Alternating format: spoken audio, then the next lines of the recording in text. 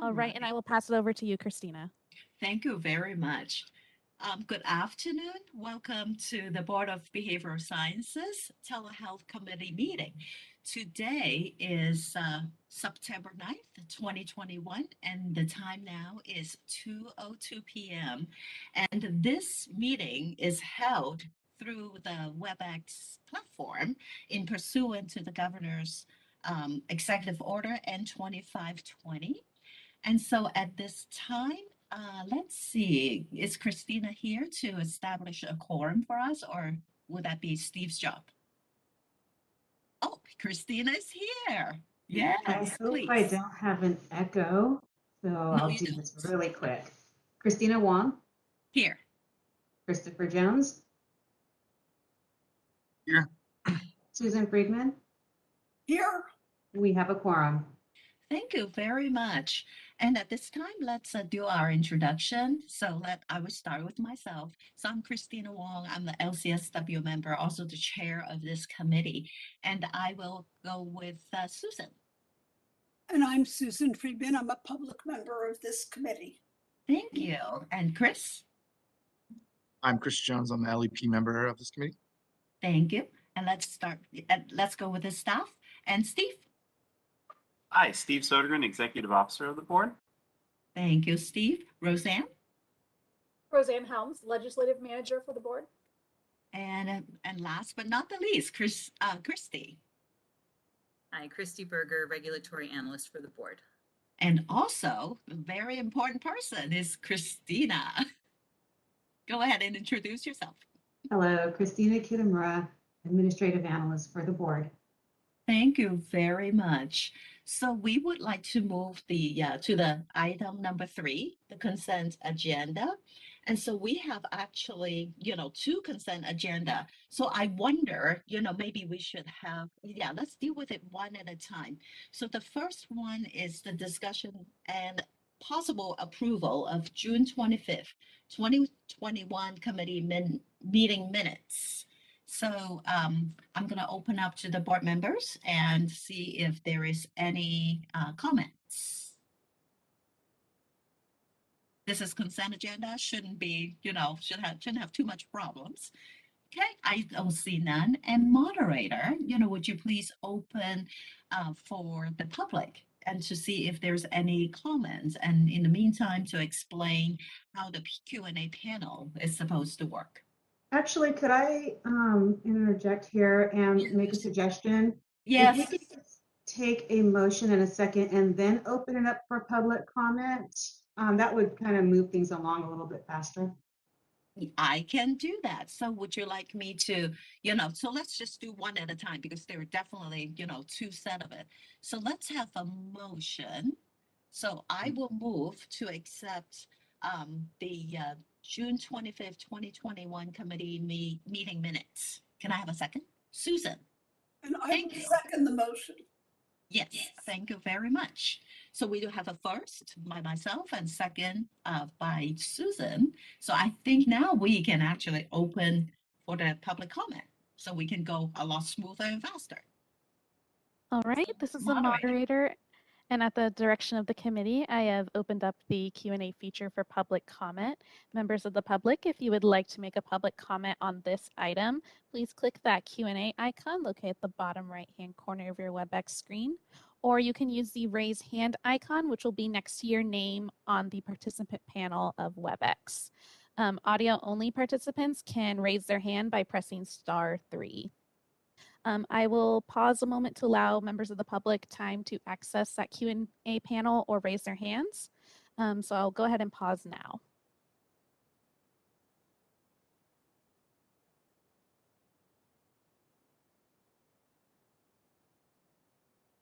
All right, seeing none, would you like me to close that Q&A? Oh, I apologize. We do have someone who has requested public comment. One moment while I get my timer up. Individual identified as Tony. Tony, I'm going to request to unmute your microphone. Please click that unmute me button when the prompt comes up, and you'll be given 2 minutes to speak. All right, you are unmuted. Hello, thank you for calling on me. I'm not sure if now is the right time. I just like to give a brief statement about online supervision, because I think that is a topic that's going to be discussed today, but I can wait. I apologize. We're taking public comments on the agenda item for, I believe it was the meeting consent minutes. calendar. Yeah, when we get to that agenda item, or if it's public comments for items not on the agenda, you can make your comment then. Thank you very much. Thank It's gonna be you. Agenda item 6, when we discuss that. Thank you. Yes. So any other comments? Doesn't look like it, huh? It appears there are no comments for meeting minutes. Would you Oh. like me to close the Q&A panel? Yes, please. Thank you very All right. much. Q&A So we panel is now have- closed. Yes. So we have the motion has been moved and we have a second public comment consulted. So let's have a vote. Christina? Okay, Susan Friedman, Yes, Chris Jones, Yes. Christina Wong, Yes. motion carries. Thank you very much. So the same consent calendar, except is the August 6th, 2021 committee meeting minutes. And so let's have a motion again. So anybody want to move to approve? I'll move to approve the minutes from August 6th, Okay, 2021. all right. And I'll second it. And so now, any more comments from the board members? Seeing none. And moderator, would you please open the Q&A panel for the public to make comments? All right, this is the moderator, and at the direction of the committee, I've once again opened up that Q&A feature for public comment. Members of the public, if you would like to make a comment on this agenda item, please click that Q&A icon located at the bottom right-hand corner of your WebEx screen, or use the raise hand function. I'll go ahead and pause a moment to allow members of the public time to access and submit their requests. Mhm.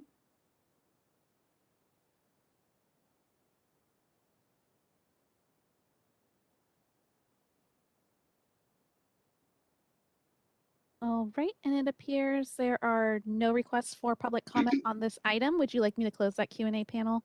Yes, please. Thank you so much, Right. moderator. So again, I think we have a motion on the table and I think we're ready to vote. Christina, please. Susan Friedman, Yes, Chris Jones, Yes. Christina Wong, Yes. motion carries. Thank you so much, Christina. So the next agenda item is the overview of Telehealth Committee's roles and tasks, and I believe it's Roseanne. Take it away. Yeah, thanks, Christina. So at the beginning of each of these meetings, we like to kind of do a summary of where we are and where we're going. And so the committee has been talking about various items related to telehealth. It's a big pie. So there's a lot to discuss on this broad issue. So we've kind of tried to divide it into smaller pieces so we can tackle it kind of systematically. So at the last meeting, we mentioned that we had the survey outstanding. Today, we will be talking about the telehealth survey results and then going from there. Our next meeting, October 1st, we're going to circle back and resume talking about some of the issues that we were waiting for the survey results on. That's general law clarifications regarding telehealth and also supervision via video conferencing, which hopefully this survey provides some insight into that. And then from there, once those issues are resolved, we'll be moving on to some other topics related to telehealth that the committee has decided on. So in attachments A and B, you can see some of the future topics that have been identified and also some regulatory language that's already been approved to move forward, and we'll just keep on chipping away at it from here.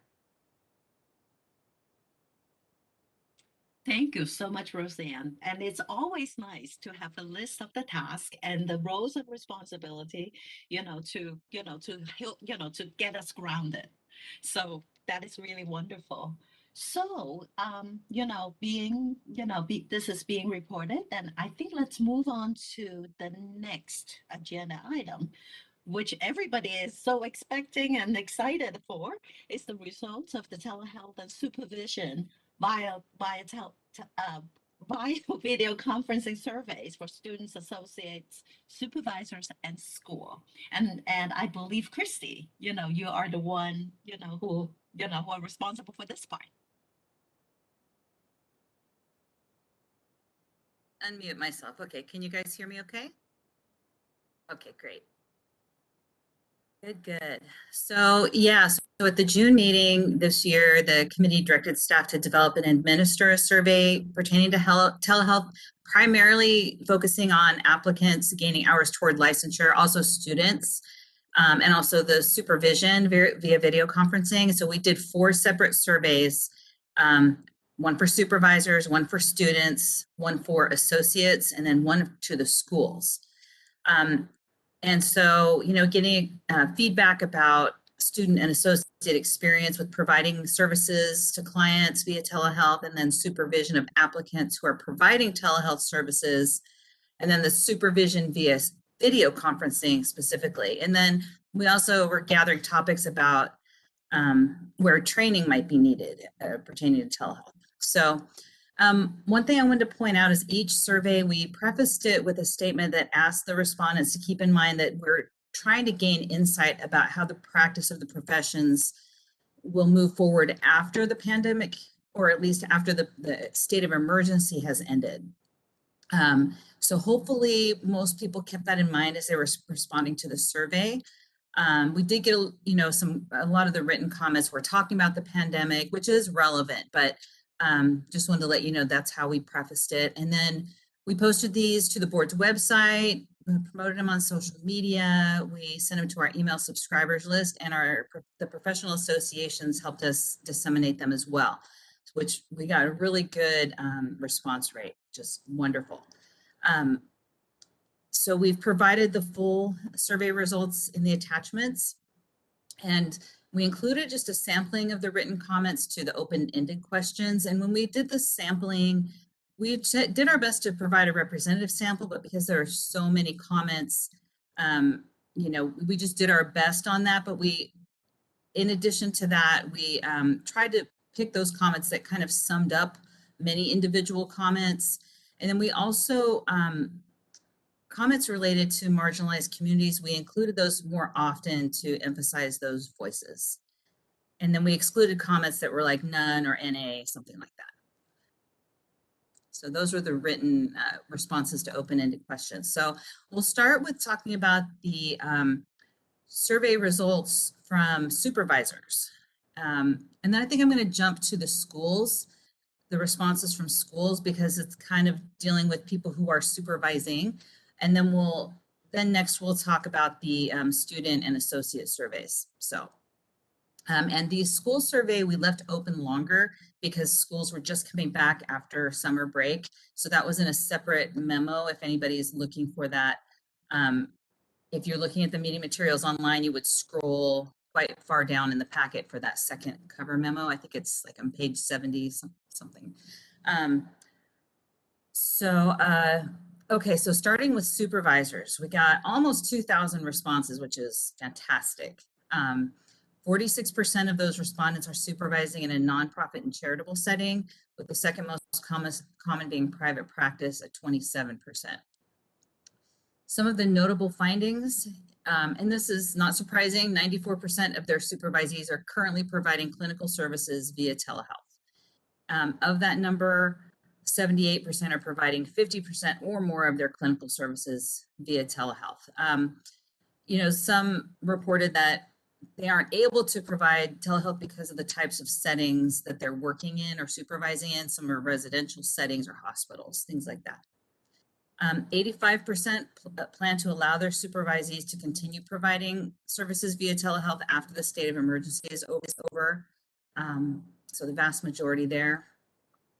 The commonly listed benefits to supervisees providing services via telehealth included greater access to care for clients, that was mentioned a lot, greater safety and comfort level for the client and the therapist, and then flexibility and convenience for the client and therapist. The commonly listed disadvantages to supervisees providing services via telehealth included technology and connectivity issues, that it doesn't work well for all clients. And I recall seeing that children, it could be more difficult. Difficulty seeing clients' nonverbal cues, and then privacy issues, mostly on the side of the client, but somewhat also for the supervisee. There was really very little mention of supervisee performance issues, so that was interesting. 53% of supervisors who responded believed that supervisees should have no limit on the percentage of supervised experience they were allowed to gain providing clinical services via telehealth. So the rest of the respondents believe that there should be, a variety. If you look at the actual survey results, some said, oh, it should be 75%, some said 50, some said 25%. So it's pretty split there. And then we asked them about the topics they believe should be covered if we were to require coursework or training. They related to providing services via telehealth. And so they felt assessing and addressing client risk factors and legal and ethical issues related to telehealth. So those were the most common findings. And now I'm going to jump to the school survey and go over these same results, just so we can kind of get a comparison. So prior to the pandemic, only 32% of schools allowed hours to be provided by students via telehealth. So not very many. 55% of schools plan on continuing to permit students to provide services via telehealth after the pandemic state of emergency is over, but 40% of schools have not decided yet whether to permit this to continue. They listed quite a few benefits that are very similar to what the supervisors reported, but they also reported that it was a big benefit to students to do this so that they learn the telehealth modality and related skills, because this is kind of where the world is leading to. The commonly listed disadvantages were very similar to supervisors, but they also reported concerns that some students could be lacking in experience providing therapy in person if they didn't get enough of that in-person experience. 51% of schools felt that they've seen a positive effect on clinical skills for students who began practicum during the pandemic and who have only seen clients and had clinical supervision virtually. 36% reported a mix of positive and negative effects. 59% of respondents felt that students should be limited on the percentage of hours they're allowed to gain providing clinical services via telehealth, but also 40% felt there should be no limit to telehealth hours. And then we asked the schools, do you require coursework or training regarding delivery of telehealth? 54% do actually require it. 11% provide optional training. So there's a significant percentage that don't require or even provide it. Common topics that they do cover when they do provide training are legal and ethical issues, client risk factors, and then working with and engaging clients in that modality.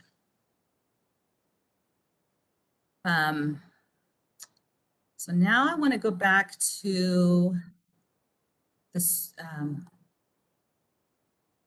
the student and associate surveys. So back to the other memo. Sorry to skip you around, but I think it's important that we talk about the same survey section all at once. So going back to the students and associate surveys, we did two separate surveys, but we combined some of the responses here into one section in the memo, but in some places I've split it out. So 91% of associates and 85% of students are currently providing clinical services via telehealth. No surprise there. 75% of associates and students believe there should be no limit on the percentage of supervised experience they're allowed to gain providing clinical services via telehealth, which is probably also not a surprise. And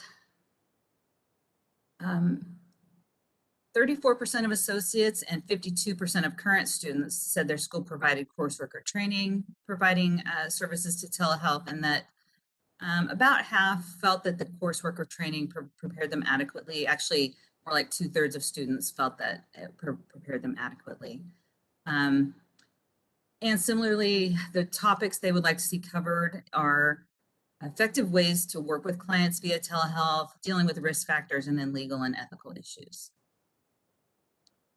So that's on providing the clinical services via telehealth. And then now we can talk about the supervision via video conferencing portion of the surveys. Unless anyone wants me to stop here for any discussion. No, just go ahead and continue. Okay, we'll do that. So back to the supervisor survey. 93% of supervisors who responded have provided clinical supervision via video conferencing. 88% believe that it's effective as in-person supervision. The commonly listed advantages are flexibility and convenience for both the therapist, the supervisee and the supervisor, greater accessibility, safety during the pandemic, and ability to use digital tools such as screen sharing to review files and documentation. Commonly listed disadvantages were technology and connectivity issues, feeling that it was less personal, and then some issues with distractions. Only 20% listed an issue that was related to actual supervision, things like difficulty with teaching or training or assessing the supervisee, or where it was harder to engage with or develop a relationship with the supervisee. But interestingly, 30% of the supervisors who responded said there were no disadvantages. 89% of supervisors who responded believed that supervision via video conferencing should be allowed in all settings. Currently, it's only allowed in exempt settings, which are the nonprofit and charitable settings, schools, and why am I blanking? Charitable schools. Government agencies. Thank you. So basically what they're saying is it should be allowed in private practices and in for-profit settings as well. 78% of the supervisors feel that this type of supervision is appropriate for both associates and students, or 22% thought it's okay for associates only. 70% of the supervisors feel there should be no limit on the percentage of direct supervisor contact allowed to be gained via video conferencing in any setting. And then 70% of the supervisors were in support of a board required training on this modality and felt that legal and ethical issues and establishing and maintaining an effective supervisory relationship were the most common things that they listed that they'd like to see covered. And then, like I did before, I'm going to jump to the school survey to get their perspective. So 74% of schools were permitting clinical supervision of students via video conferencing and are currently permitting it. And 21% of schools are permitting it only in some cases. 85% of schools who responded believe that it should be allowed in all settings. 90% of schools that allow this modality have seen advantages, and 39% have experienced disadvantages. The commonly listed advantages for students were similar to those reported in the other surveys: flexibility, convenience, greater accessibility, and safety during the pandemic. And the commonly listed disadvantages for students, other than technology challenges, which was listed the most often, was a little bit different than what we saw in the supervisor survey. So they mostly more so talked about it being harder to assess the supervisee or student, and it's harder to engage some of their student supervisees. And then let's go to the supervision via video conferencing results for students and associates. So back to the other memo. So 95% of students reported that their school permitted clinical supervision via video conferencing, and out of those, 70% are receiving video conferencing 100% of the time. So a very large number. Again, but during the pandemic, it is not surprising. 85% of associates are receiving clinical supervision via video conferencing, and 53% are receiving that type of supervision 100% of the time. 96% of associates and 89% of students felt that this modality was as effective as in-person supervision. And nearly 70% felt that their supervisor was competent in providing supervision via video conferencing. It was interesting to see that 100% of students have experienced disadvantages or problems with clinical supervision via video conferencing. The most commonly listed issues by students were technology or connectivity. So that's about 50% of the comments that we saw. That it was lacking in a personal connection and difficulty in getting their forms signed. And keeping in mind that some of these students may have never had in-person supervision yet. So that may explain some of this with the lacking in personal connection and the difficulties. Interestingly, though, only 15% of associates reported any disadvantages or problems. And about 70% of the associates and students believe that all of the supervision should be allowed via video conferencing in all settings. So again, all those survey results are provided in the attachments, the full survey results. These are the highlights. And that's really it.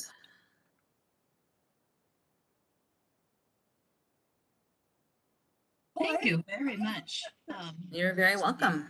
Yeah, this is actually very, very thorough, so I think, the way how you present, based on the practice of the telehealth and then the video conferencing can actually lead us, for the next discussion topic, which is the, for Roseanne, to talk about. But, since this is only the report of the results, and Susan, go ahead. You have a question? I have a question.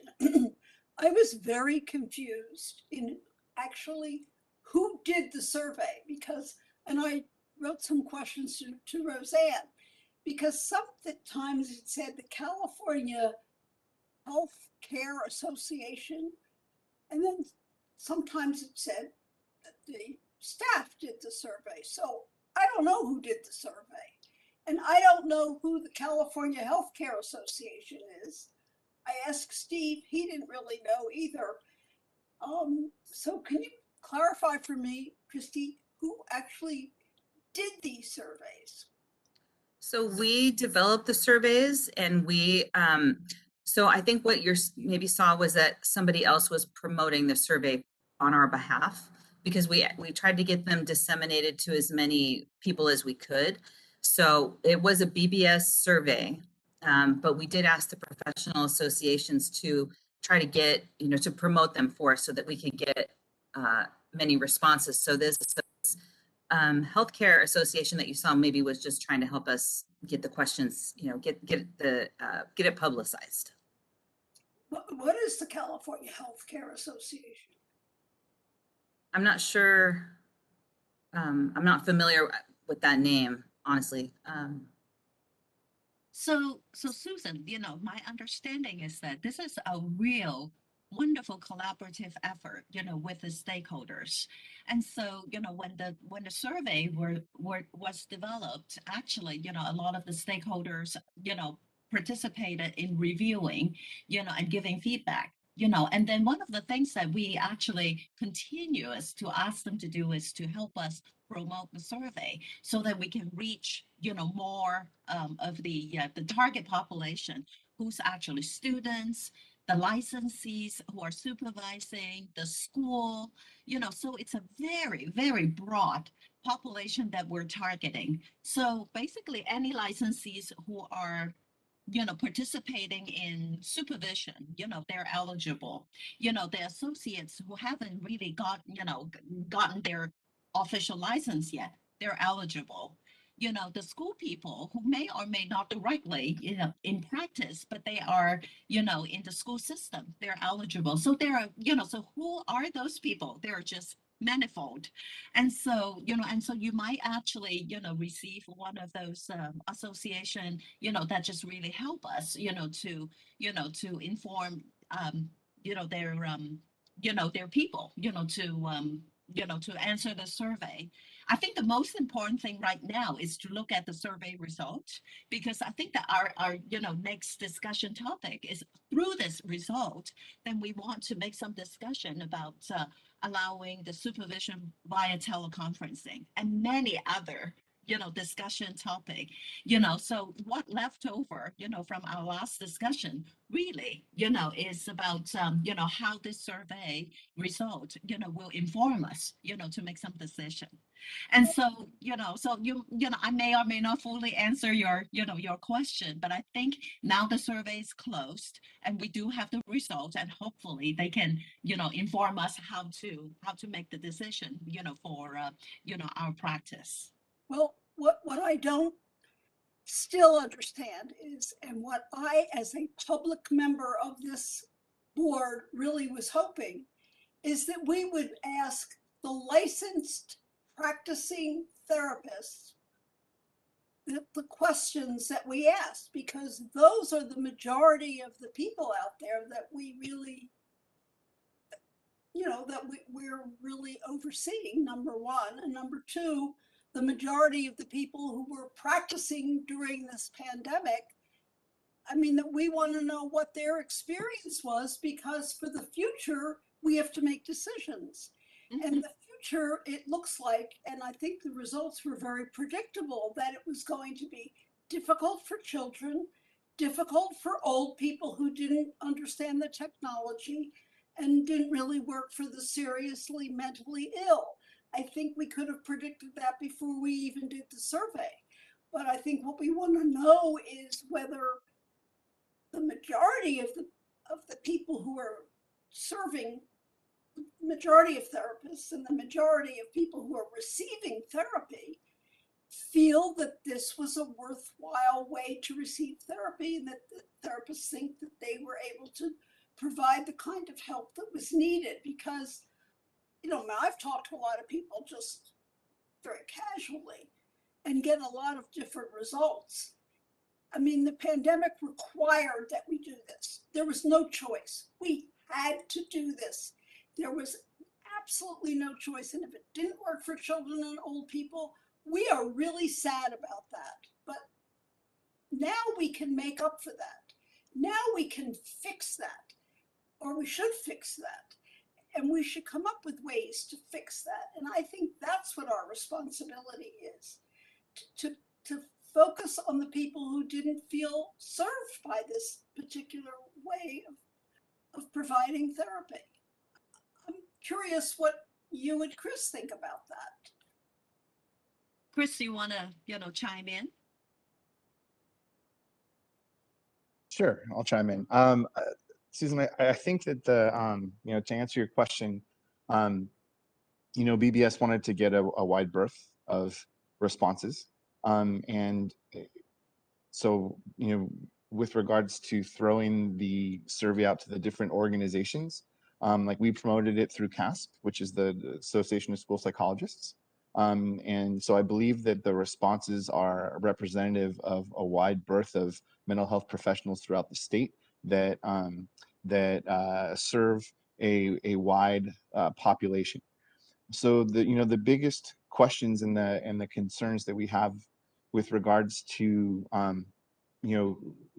who are we serving with the survey and the responses to the questions, I think are not only about the consumer protection part, which is obviously what we're tasked with, but also how are we going to effectively train the next generation of mental health providers as they come up the ranks when we are limited by this pandemic. And so from as an old school thinker, and I think I'm going to throw Christina under the bus with me here, we often are of the opinion that in order to do effective supervision, it has to be face-to-face, right? Because you really can only get the true read on someone when you're in the room with them. But we're learning that the generation behind us see things differently, and we have data now to support from the trainers, right, the schools, that they feel that supervision via telehealth is, or via video conferencing is effective. And we know that it's more convenient for those that can access it. We knew that going in, and to your point, we also knew that there was going to be limitations for those that didn't have access to the technology, or for those that were older and didn't understand the technology. But I was surprised. Surprised is a strong word, but I was yeah, I guess surprised is the right word, at the high percentage of people that were really on board for doing supervision, via teleconferencing. I think that was a resounding response that we got at our telehealth meeting a couple of sessions ago, which resulted in the survey. So it wasn't just the people that were attending that were giving us that voice, but now we have more data from from a wider breadth of people across the state. So I think it's really good information that we need to take into consideration as we're making decisions about how we're going to move forward, because as we all know, telehealth really is here to stay. It's something that that we have to consider about how we're going to regulate it and govern it so that it's safe for all consumers. And thank you so much, Chris. And Steve, you wanna chime in also? Yeah, hopefully I can eloquently speak here. So also it's really looking at consumer protection. Really, this is, we all agree that telehealth is here to stay. There's a lot to delve into in telehealth, but really this survey was looking at trying to get feedback, and this feedback is going to help us to do automatic things that we can get done quicker to establish it's really consumer protection. There's a lot of other things we can talk about, but the survey really was geared towards these, making sure that consumers who utilize telehealth are, when they're working with a trainee, when they're working with an associate, that they're getting the best service possible. And sure, it was not necessarily narrow per se, but it was a little more focused. But that's because what we were really trying to get out of that is information to help us craft this legislation that we can move forward as soon as possible. There's a lot of other things to talk about, and who knows, there might be a different survey in the future. But kind of what I think, and I hope I'm not speaking out of turn for Roseanne and Christy, but it's really looking at consumer protection right now and what we can do in the immediate moment, which means it's still going to take, a year to do, what we can do to make sure that the consumers that are using telehealth are protected. Roseanne?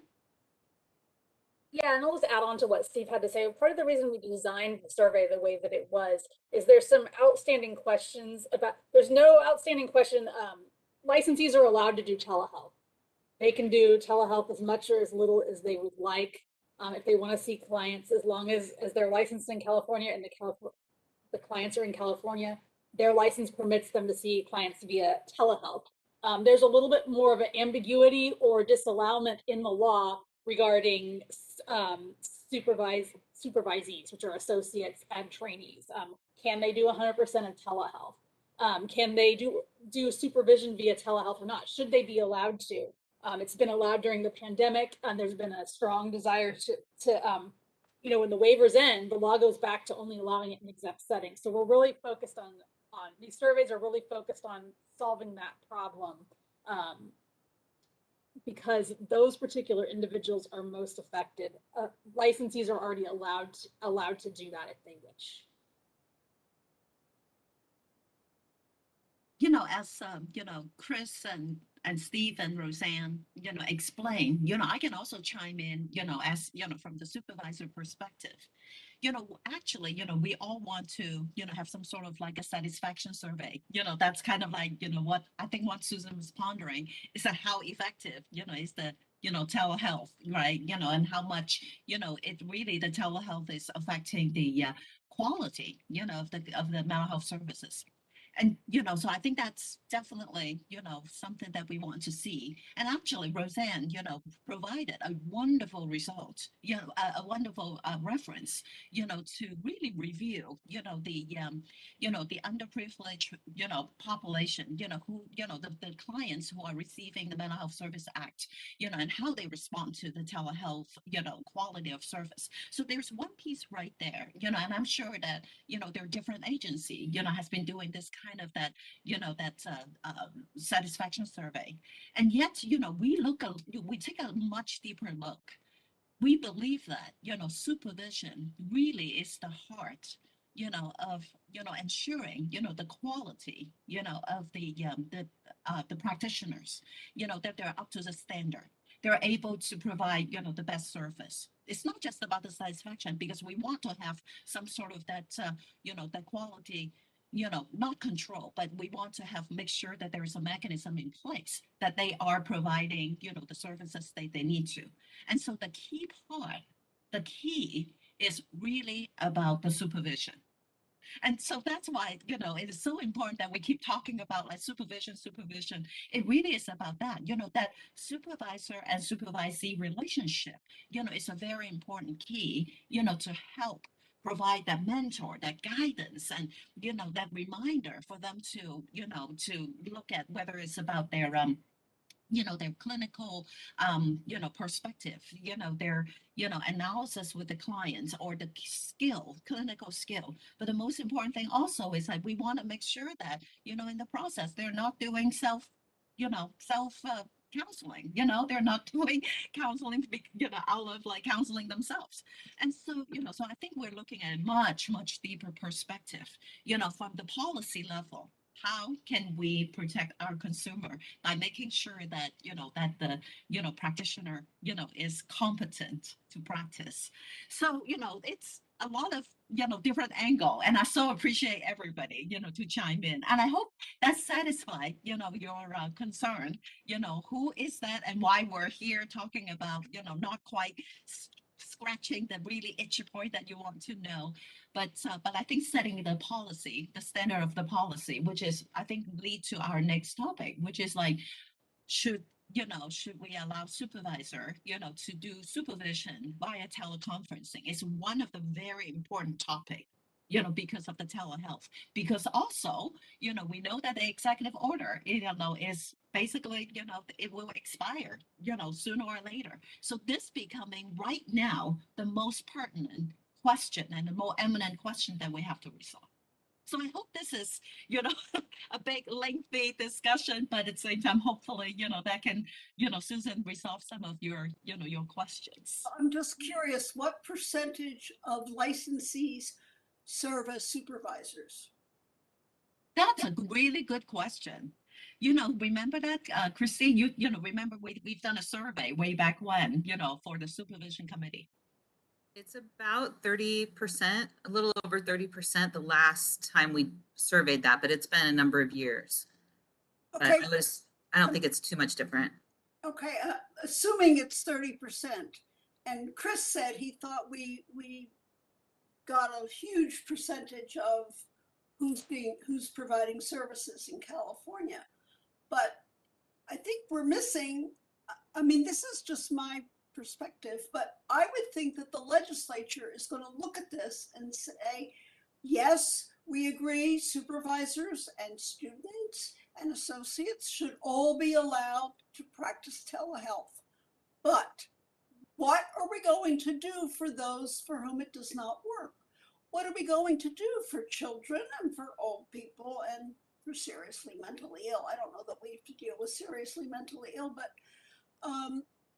what are we going to do with children? Because that's a big part of the people that our licensees are trying to service, and old people too. And as a result of this pandemic, there's probably a lot more old people and a lot more children that are going to need help. So Susan, I would suggest that, that I really want to come back, bring back to, the video conferencing topic. So I would really encourage you to bring that as a, public comment, or, in the items not in the agenda. to really, see if we can explore the other routes, and just, We can make note. bring the topic, yeah, go ahead, Steve. Could we make note of that in possibly one of the other objectives, and we can craft something maybe, and then at the next meeting, kind of see if that hits the mark of what you're looking for, and then that's a way bigger discussion on stuff that we really can't. I mean, it would be hard for us to, I think, move forward with legislation that would address those issues. I mean, there's some things that we can't support as a board, such as expanding the Wi-Fi networks for people to make sure that they can do this, or looking at ways to. There's legislation out there that is looking at stuff like that we can not sponsor, but we can actually promote, or that's the term I'm looking for. we can support. Thank you. That we could support, but those issues are really. I mean, it definitely does. Should honor that with the discussion, but I think it's kind of further down the line where right now these are things we can really work with. But we can definitely how about we put something in the list, and then we can revisit that to make sure we've captured that. I see Sabina on, and Sabina, why don't you go ahead? Hi, can you hear me? Yes. Great. I just wanted to, besides reminding you, this is why we have such great committees. I wanted to bring us back to our topic here, and I think we should also check in with Christy. I know I see Roseanne's hands up also, but I know that this is Christy's agenda item, and I want to make sure that the committee members here get a chance to address the potential action that Christy and Roseanne had planned for today, and so we don't continue to get too far off topic. Thanks for the reminder, Sabina. And let's go to Roseanne and then Chris. You both have hands up. Roseanne, go ahead. Yeah, and I just wanted to circle back and make sure that it's clear that just because we're talking about certain settings where telehealth is allowed doesn't mean that telehealth is not going to be allowed. I mean, that in-person supervision or in-person treatment, I mean, that's definitely an option for all therapists. If there are certain settings, I noticed that a lot of people in the survey responded that they didn't do telehealth. They were in hospital settings, or they were working with homeless settings, and that's totally fine. If there's nothing that's going to require people to do services via telehealth. Hospitals and elderly care facilities and nonprofits that deal with homeless are going to still continue to hire therapists, and for those populations, it's likely that in person is going to be the preferred method, and that's totally okay. We're not eliminating that. We're just with telehealth there is a potential to reach a lot of more underserved populations. So it's kind of I see it kind of as an issue. This could potentially expand some care. It's not going to hinder it any for people that are already doing in person. Thank you, Roseanne. And Chris? I was just going to say, Susan, I think your question is more about accessibility to services, where the survey was focusing more on our ability to provide supervision via telehealth.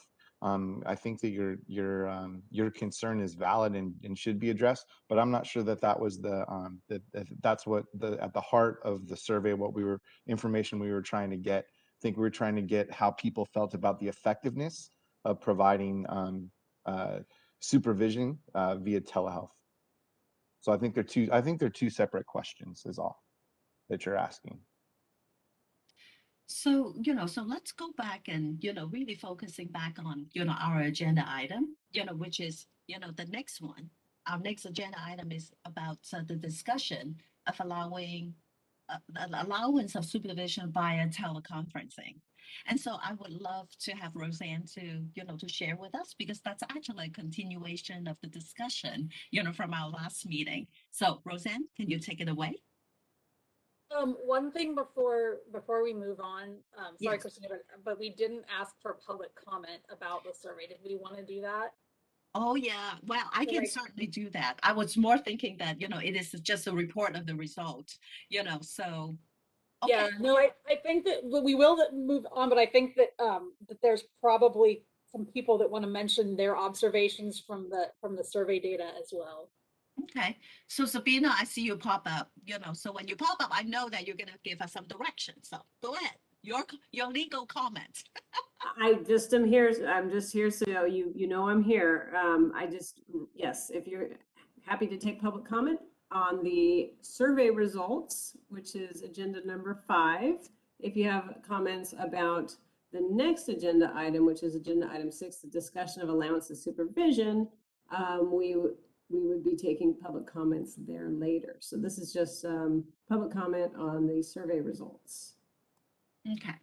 So let's be clear. This is the public comment just on the survey result. Thanks for the very clear guidance. So moderator, would you please open up, for the public to make some comments on the survey results? Yes, this is the moderator, and at the direction of the committee, I've opened up the Q&A feature for public comment.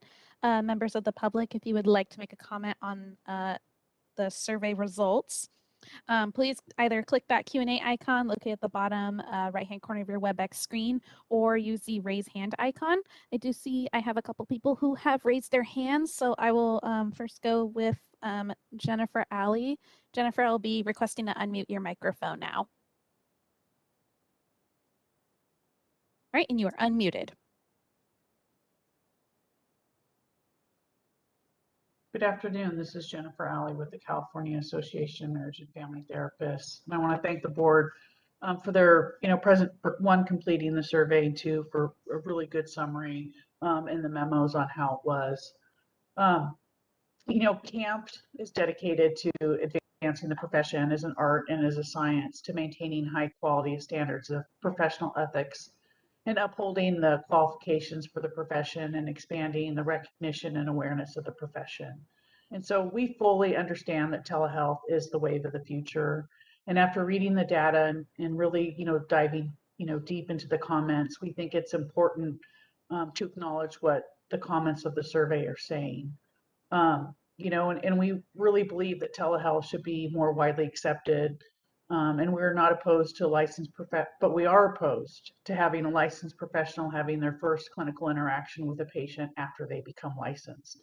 CAMP doesn't have a recommendation of the number of hours that need to be in person, either for trainees or for associates. Should it be 5, 50, 500? But we do have concerns and wouldn't want to see any move made by the committee to have 0 in-person experience.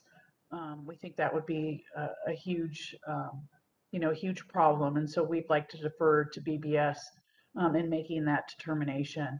And I would also think it goes without saying, but I think I should probably mention that, the existing, telehealth regulations require that delivery of services via telehealth have 1, consent from the patient, and 2, be clinically appropriate. Those are existing requirements for licensees. And so I would hope that after the pandemic, 15 seconds. and changes are made, that would also be incorporated into the rubric for associates and trainees to utilize telehealth. And I will have comments on the supervisor change and on CE requirements as those become more actionable items moving forward. And I know I'm almost out of time, but thank you again for your hard work on this. We really appreciate it. Thank you so much, Jen. Actually, I want to appreciate your, your association assistance, in making this into a fruition, so you guys' comment is just wonderful. So thank you so much. So moderator, can we go to the next one? Yes, so I have a hand raise from Ben Caldwell. Ben, you'll be given 2 minutes to speak and a 15-second warning. I'm going to request to unmute your microphone now. All right, and you are unmuted.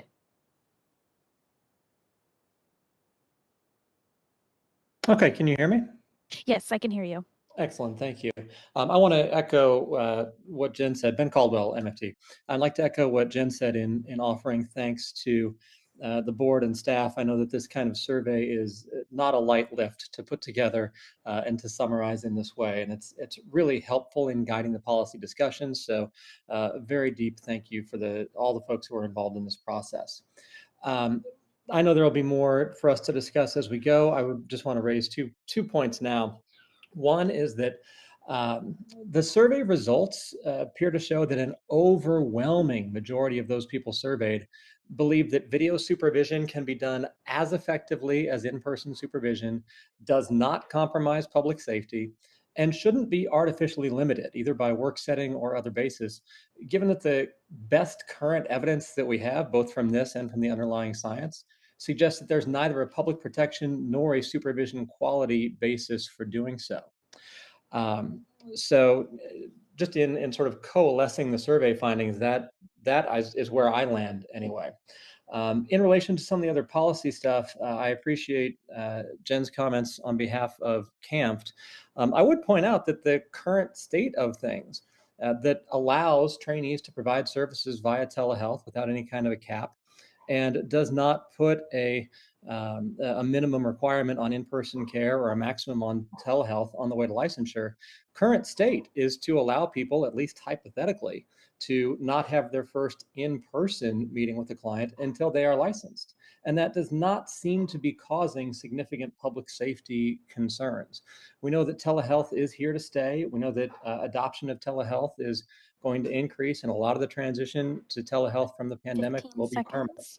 So these are all important considerations, and I really appreciate the discussion and the data gathering that you all are doing to inform them. Thank you. Thank you so much, Ben. I know you're also another, another helper, to take a look at the survey. So I want to thank you, and also thank both of your comments, really, really valuable. So any other public comments, moderator?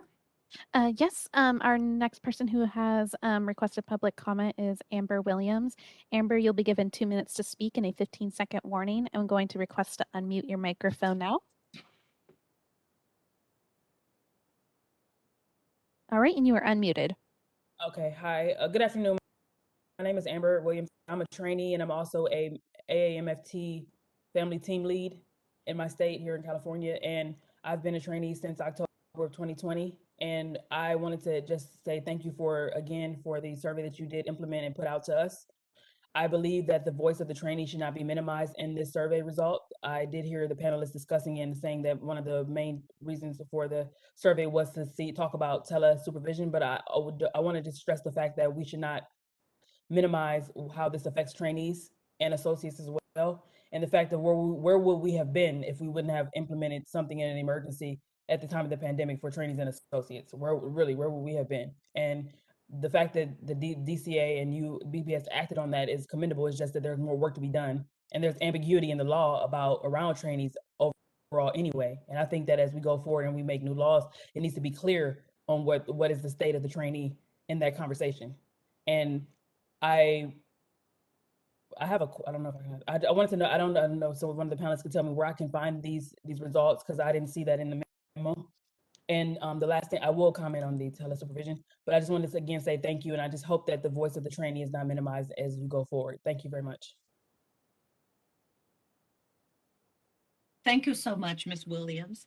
And everybody's, comment is equally important to us. So, we will just see how the discussion flow goes. So thank you so much.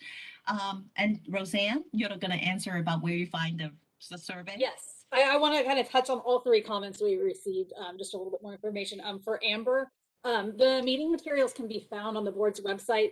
The agenda that you accessed that had a link to today's meeting, there's actually right below that on the under About Us on the board homepage. Where all the meetings listed, there's some board meeting materials that are going to be posted right under that. So that's where you can find the materials. And going back to Jen and also Ben's comment about associates and trainees seeing clients via telehealth. Currently, the law actually allows that already. The law is not necessarily very clear in all areas that it is allowed, but it is permitted currently. And the history of that is back about 2016 or 2017 when we ran the buckets bill where MFT law had all these minimums and maximums and we streamlined all of that. There was a discussion about this at that time, and it was kind of thought that, well, this is to be left to the discretion of the supervisor, sort of the thinking on that. It's like, yeah, we really don't hope that the supervisor is going to allow telehealth hours to be 100%, but you know, let's leave it to the supervisors and see if it becomes a problem. I haven't heard of it being a problem. I know that there definitely is the potential that it could happen. Hopefully it doesn't, but at the time the thought was that that the supervisors would make the right call. In terms of the language that we're working on now regarding this, it's just kind of clarifying, because the other two, it's pretty clear in MFT law that it's allowed, but LPCC and LCSW law doesn't state it as clearly as the LMFT law does, and so there is a lot of confusion on that.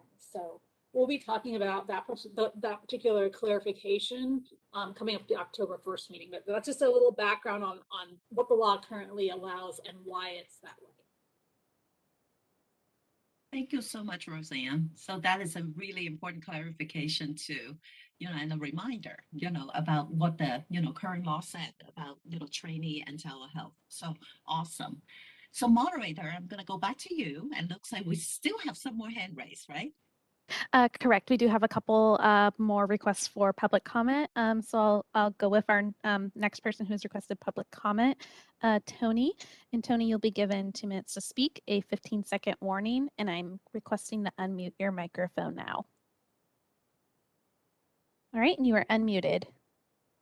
Hello, thank you for letting me speak here. Thank you very much for this very informative survey. I really applaud you for doing the survey and appreciate hearing the results. I'd like to echo what Ben Caldwell said, that a very significant majority of those who answered the survey suggested that, honestly, it's the same thing the research has been suggesting in this area for the past 2 decades now. We've got, I think, almost 2 decades of research showing that telesupervision, or supervision over video conference, is as effective as in-person supervision. We now have good data that again echoes the research that there is not a threat to public safety, and that limiting supervision to in-person seems to not really provide the benefits that we were concerned about before. Something I would like to echo, first of all, there were some important comments about increasing access to in-person therapy for children and elderly populations. And I think that's very important. I'd like to underline that. And one of the best ways to increase access to in-person therapy is actually to allow telesupervision, because what you're doing is broadening the pipeline of therapists who can enter the field. Right? That's how we increase access. And something I'd just like to end with is the question of student debt and equity. I'm not sure how many people here have tried applying to graduate school to become a therapist anytime recently, but it is expensive. 15 seconds. And there are a lot of people who can't go to school because of the cost. And telesupervision dramatically increases accessibility, and thus also increases equity in terms of who can become a professional healthcare provider. Thank you very much. Thank you so much. And Roseanne, you have a feedback? Yeah, and I just wanted to add, we have Dr. Tony Rosenier here. He's being modest, but he's actually authored a lot of research on telesupervision online. And so I just wanted to let everybody know he's a really great resource. He actually did share with me a book he wrote about the topic, and due to copyright concerns, we can't obviously share that as meeting materials because it's a whole book. But he is has done a lot of research in this field. So thank you, Tony, for joining us today.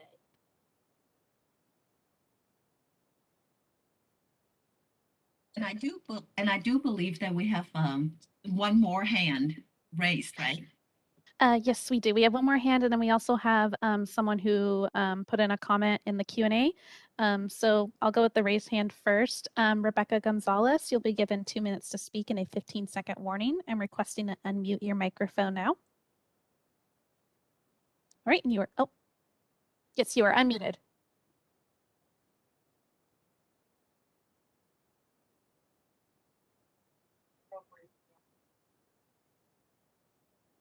Rebecca, are you there? It looks like we just can't hear her. Oh, I know why. I'm sorry. Can you hear me now? Yes. Okay, I always forget I'm facing the wrong screen. Rebecca Gonzalez, National Association of Social Workers, California chapter. Just real briefly, I also want to thank the board for this thorough survey and really digging into these issues. And I had to chuckle when Chris said he was kind of an old school thinker, and Christina, and I think you do find that in the social work world, that there was a lot of concern when we first started having like online schooling and how could that work. And I think that as time has gone on, people have seen how effective it is. And with the pandemic, we were forced into this world. And so I think the survey really shows how effective this has been. And I just want to thank you for compiling these results. And it's the wave of the future. It's here to stay. And I think we should, we're very general and supportive in general. Thank you. Thank you, Rebecca. And no worries about not finding your microphone. I think this is the problem of the older people. I often forget to unmute myself. Wonderful. So any other comments, moderator, from the public? All right. I do have a comment in the Q&A feature from Alicia Dabney. And Alicia, you'll be given 2 minutes to speak in a 15-second warning. I'll request to unmute your microphone now. All right, and you are unmuted. Can you hear me? Yes, we can hear you now. Great. My name is Alicia Dabney. I'm an AMFT, APCC, and also a provisional art therapist. And what my comment was about my awareness that at least one other states and possibly more have no limits to video supervision. And so I just, I think it would be interesting to gather more data on that before making a decision. And one other thing stands out to me today, and it's that if the MFT law allows for telehealth provision of services and the overarching priority is on consumer protection, it doesn't make sense to me to consider limiting just video supervision. Since this doesn't threaten public safety, I will say that I am an advocate of additional training for telehealth services, but overall I have seen like huge benefits for my clients, and that's ranging from as young as kinder on up to older adults. Thank you. Thank you so much, Alicia. So any other comments, public comments? Ms. Moderator? This is the moderator. I still have a couple hands raised from Tony, Jennifer, and Rebecca. I'm not sure if they want to speak again or if the hand is left over from last time. I'll pause a moment to let them lower their hands if they want to. Okay, I think Rebecca wants to speak again, so I'll go ahead and request to unmute her microphone.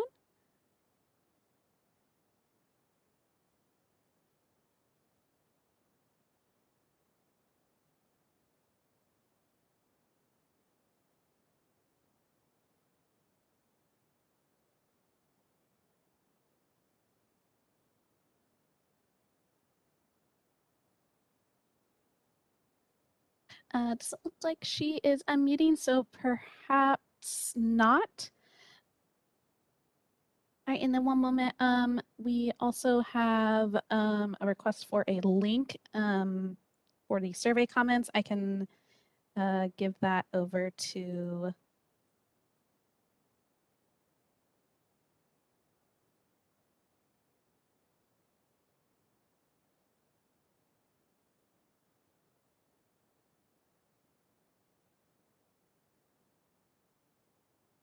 Sorry, one moment.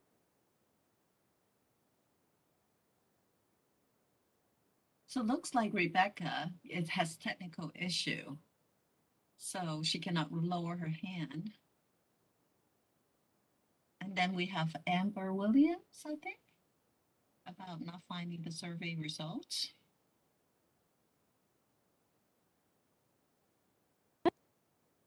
All right, this is the moderator. I sent Amber the link and also instructions on how to find those survey results. Perfect. And I can lower Rebecca's hand and Amber's hand, and I believe that is all. Oh, Amber has her hand raised again. I'll request to unmute her if she wants to speak again. Okay. Amber, you're on. Yes, thank you. Again, this is Amber, trainee. And I wanted to also just add that I am a student at North Central University, a COAMP accredited online university, and we do allow telehealth. One of the things that they are doing, starting implementing for next year in 2022, anyone graduating after that, they're going to make mandatory that you do 50 in-person hours and 50 in-person supervision hours.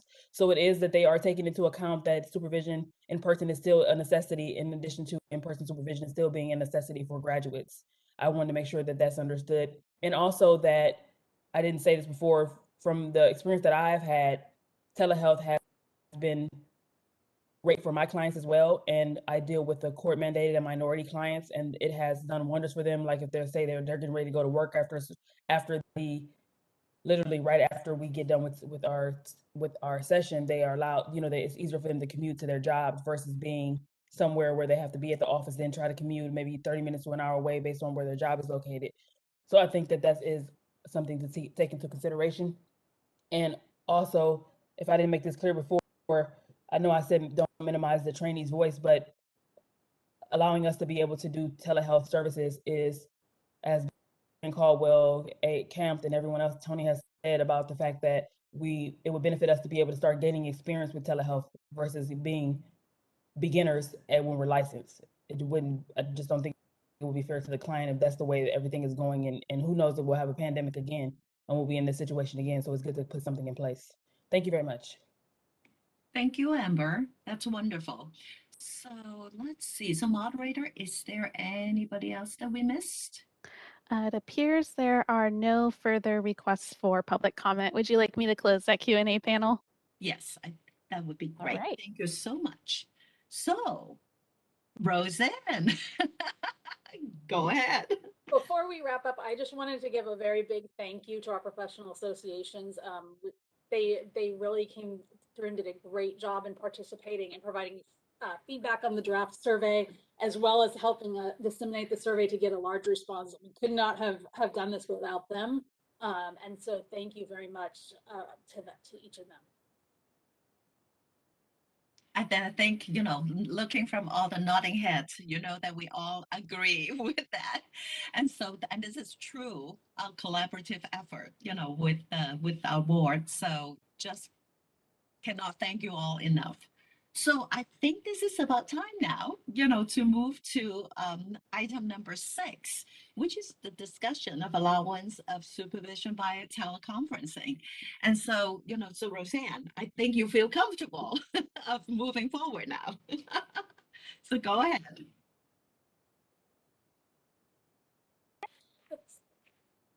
Now that we've got the survey results, we have some issues to discuss. So we'll be discussing kind of the cleaning up of the telehealth language at the next meeting. That's kind of more technical changes. I think that the big question that's on everyone's mind is supervision via video conferencing. And so this discussion is going to focus on that and kind of where we should move for the next October 1st meeting, where we'll look at that a little bit further based on what's discussed today. So really what the question is should it continue to be allowed only in exempt settings, which is the way the law is currently written, or should it be allowed in all other settings, either completely or to some extent? And additionally, the law also needs to clarify the term face-to-face contact as it pertains to interaction with one's supervisor, because that really is an ambiguous term that confuses a lot of people that's used in the law right now. So in the packet, I've cited several pieces of research. There's a lot of research that's going on supervision via video conferencing right now. There's several articles that explore this. Some are older, some are newer. So I've included links to those. We also have a link to Motivo in the references to this agenda item. Somebody had asked about what other states are allowing. We have a link to that company has kind of done an overview of what all the other states are allowing. So that's there. We received via CalPIC a survey from Simple Practice, which is a therapy company. They surveyed their customers who are mental health practitioners, so just licensees in general. About 2,400 people responded. So a few things of note that they found: 88% of their therapists plan to continue offering telehealth after the pandemic. 10% were unsure. And only about 17% of the therapists they surveyed said they felt a lack of personal connection with their clients.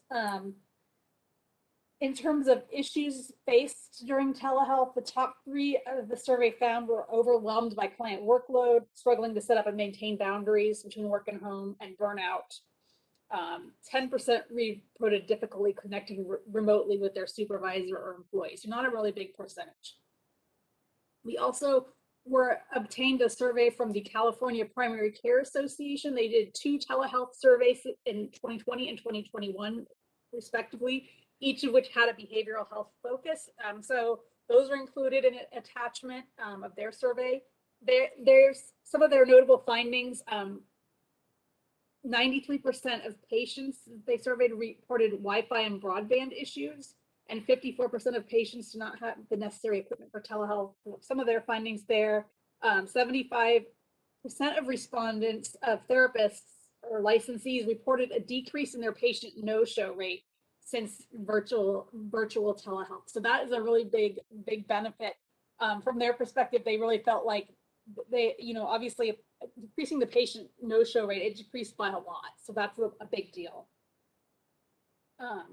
So those are kind of some examples of some research that's out there. There's others. There's some that, like I alluded to earlier, we can't share because of copyright or paywall issues.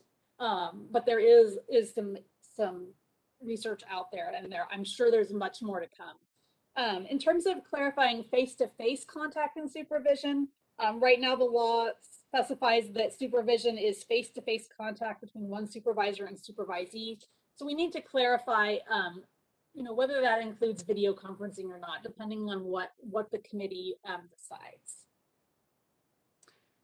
In terms of other states and supervision via video conferencing, there's a wide variety of things out there. I'm sure a lot of states, are in the process of, they're going to be looking at this as well.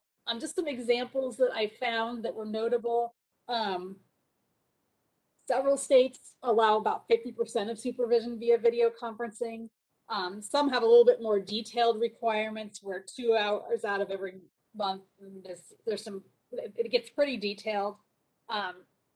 Interestingly, a couple that I saw permits video conference or virtual supervision, but the first session must be in person. So that was kind of an interesting take on it. So there's a variety, and that Motivo link in reference 1, if you're interested in a specific state and what they do, excuse me, that can be helpful. But just in terms of moving forward, I've included in attachment A, basically what our current law says regarding supervision via telehealth. So the most notable things are highlighted: the reference to face-to-face, and then that subdivision where it says, if you're in an exempt setting, then you can do supervision via video conferencing. Otherwise, what that means is otherwise you can't. So that's really the section in question. I included just the MFT section. There's a corresponding section for LPCCs and LCSWs as well. One thing that once we draft some language that I think we really need to talk about going forward to make sure that there's no consequences that the board did not intend, is I would note that supervision via video conferencing really is really kind of the string that it has ensured that the associates are not practicing independently. So we want to make sure that there's clear guidelines on what's allowed. Is it allowed to be if we move forward with video conferencing? Is it allowed to be from home? Where must the trainee be located? Does that matter? What if they're located in another country? What if they're located in another country providing services in California? What if they're located in another state and providing services in that state? What kind of issues does that raise? Because those are the kind of issues that are sort of the next step. So I think once we draft the language, we kind of started to have that conversation back in March, but this is just such a big issue. I think that becomes the next question once we kind of get down on paper where the committee wants to go. So with that, I'm just going to open it up to discussion. You know, it's kind of like, you know, I feel like we're gradually opening up a very big can of, you know, can of soup. Because it's really, you know, it's, you know, the definition, you know, will involve a lot of, you know, the other discussion. And so, you know, so now, Roseanne, let me look back, you know, so what would you like to accomplish today? Would you like us to just, you know, have some input on the language, or, you know, because I thought that if, you know, if we just open it up, it will be going everywhere. Right. What I'd like to accomplish today is some direction on what amendments you'd like to see in the language moving forward, so that I can draft the language for the October 1st, or draft language for the October 1st meeting. And then we can just, once we have it on paper at that meeting, we can continue discussing it and its potential ramifications. Right, right. So, you know, so I think, you know, let's really, you know, so it looks like, you know, if I want to confine it, you know, so it might be, you know, so we need to clarify the face-to-face, whether it will be, you know, whether it will include the teleconferencing, right? So that's number one. And the number two, it's really, you know, also about, you know, about the setting, you know, that's, you know, whether, you know, you know, it would, you know, right now the language is still confined to allowing, you know, supervision, you know, at exam setting, right? And so, you know, right now we have no change. And so, you know, so now, you know, are those two, and any addition, Roseanne? No, I think that you hit the nail on the head with the it's really that subsection well, it's D crossed out E, notwithstanding subdivision B, about the required video conferencing only in exempt settings. That's really the core of the issue. And then from there, we can, based on where the committee wants to go, we can address the face-to-face piece from there. So I think that's really, that language in that little paragraph there that's highlighted is really, really completely narrows down what do we want to do with that, I think, is the question. Right, right, right. So, you know, so I want to open it up, you know, to the board members, you know, and see if you have any feedback, any comments about, you know, that particular subsection. So, Chris? Well, as I'm not quite sure how to put it. I understand that the purpose of restricting the supervision to non-exempt locations is to help with accountability, because private practices can be very, you know, isolating, and there's not a lot of oversight. But as someone that owns a private practice, you know, it does become quite limiting, I think, in our ability to provide opportunity to associates to gain experience.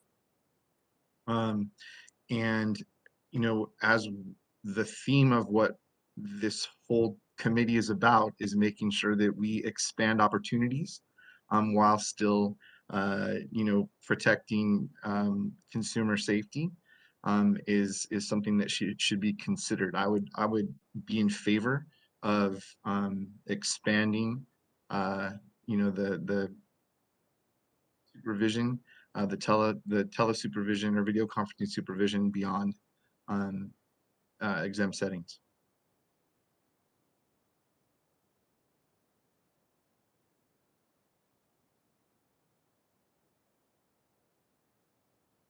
Thank you, muted. Roseanne. That is the old people mind. And so, so from the, from the survey, I think that is already speaking to, the need that we have to expand it. And yet now when we expand it, I think then the next question is whether we should have a cap, on the number of the supervision hours, whether, we allow them all or whether, we would put a percentage. Because, I think the Roseanne said it very clearly, that, there, if we don't put a cap on it, there might be unintended consequences, that, supervisor, or supervisee may be, practicing out of state and hence a lot of the other issues. And so, and so our job really is about, consumer protection. And so what would be, the best way, to handle this particular expansion, because it seemingly is a simple expansion, but reality is a really, really big, change. And so I think we have to be very thoughtful, about how much, are we allowing, the supervision for, if we expand it to not just exempt setting, but basically take away, apply to everybody, then how, then how do we also making sure that, our consumer can be protected and the standard, of the mental health practice are going to be, are able to continue to be monitored closely, especially for those private practice.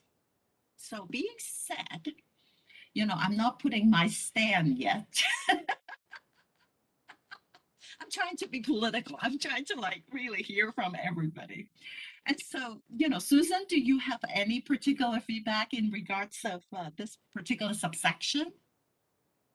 Well, I am not a therapist, so my feeling would be that the supervisor should decide, that it should be a decision of the supervisor with the supervisee about how they continue in this telehealth, and if doing it 100% of the time is effective, that would be satisfactory. So I think the idea of legislating a particular amount of time does not work because everybody's situation is going to be different. And of course, people in private practice, I mean, we can't really legislate that. We shouldn't be legislating that, I don't think. But so my feeling is we should write this to say that telehealth is acceptable for supervisors at their discretion and that they should practice it in the most effective way that they can.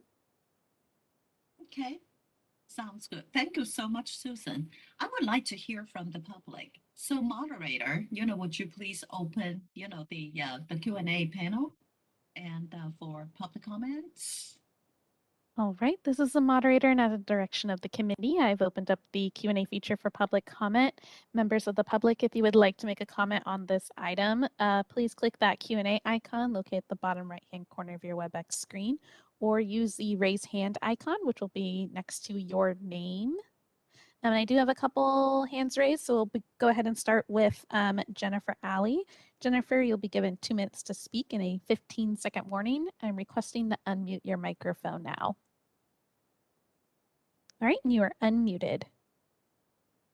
Hello again, committee. This is Jennifer Alley with the California Association of Marriage and Family Therapists.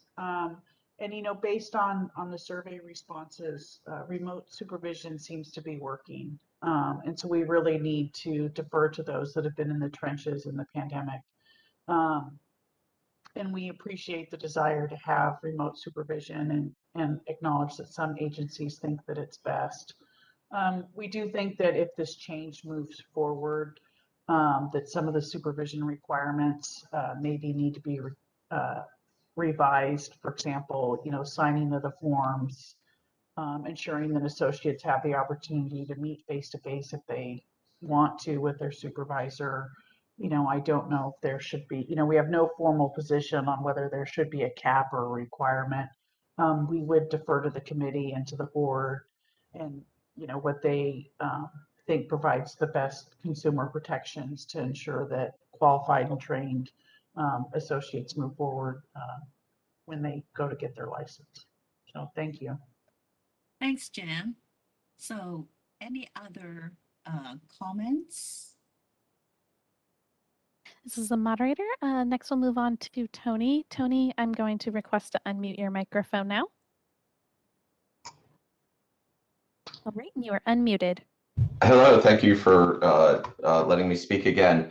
And again, thank you to the BBS for this really great survey and discussion. Something I would like to highlight is there are multiple public comments in the previous round, which talked about how telesupervision has really increased access to training for themselves and their peers. The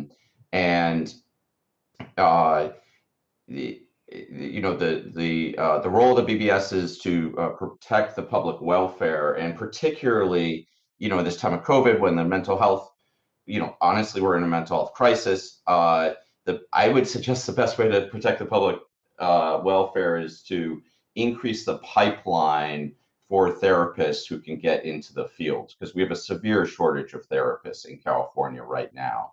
And so if there is a method of training that is not causing harm, as the survey suggests and as the research suggests, I would suggest not having a cap at all on the amount of telesupervision. And I'd suggest any cap on telesupervision should be kind of seen as a cap on the therapist training pipeline. And just to consider what the impact that will be on the residents of California, particularly residents of California who can't afford the time to commute and the time to, to attend services. So thank you very much. Thank you so much, Tony. And let's see who is next. Next, we have Amber. Amber, I'm going to request to unmute your microphone now. All right, and you are unmuted. Thank you.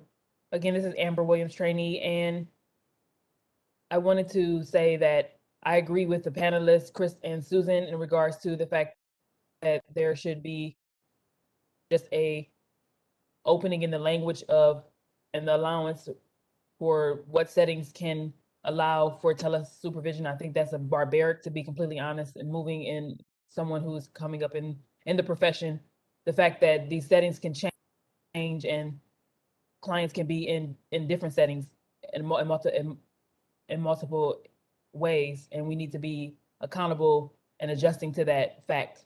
And also, as far as my experience with my supervisor has only been through telesupervision, and I don't believe our relationship has been limited in any way. And I believe that it has benefited me because of the fact that, as one of the survey results stated, that you can show video and footage in that setting, and all the comments can be made from your peers, even if they may not, and some of my peers may not live in like LA, they may live a little bit further outside of LA, and it allows them to be able to, some people have kids, it just allows it for flexibility overall. And also fixing the language with the face-to-face, I think that should be clear, because when I was reading the bylaws, that was not clear for me as a trainee, and my site was having confusion about that when the pandemic first started, and I think that needs to be made more clear, as you guys are saying that you're going to. Thank you very much. Thank you so much, Amber. Anybody else? Moderator?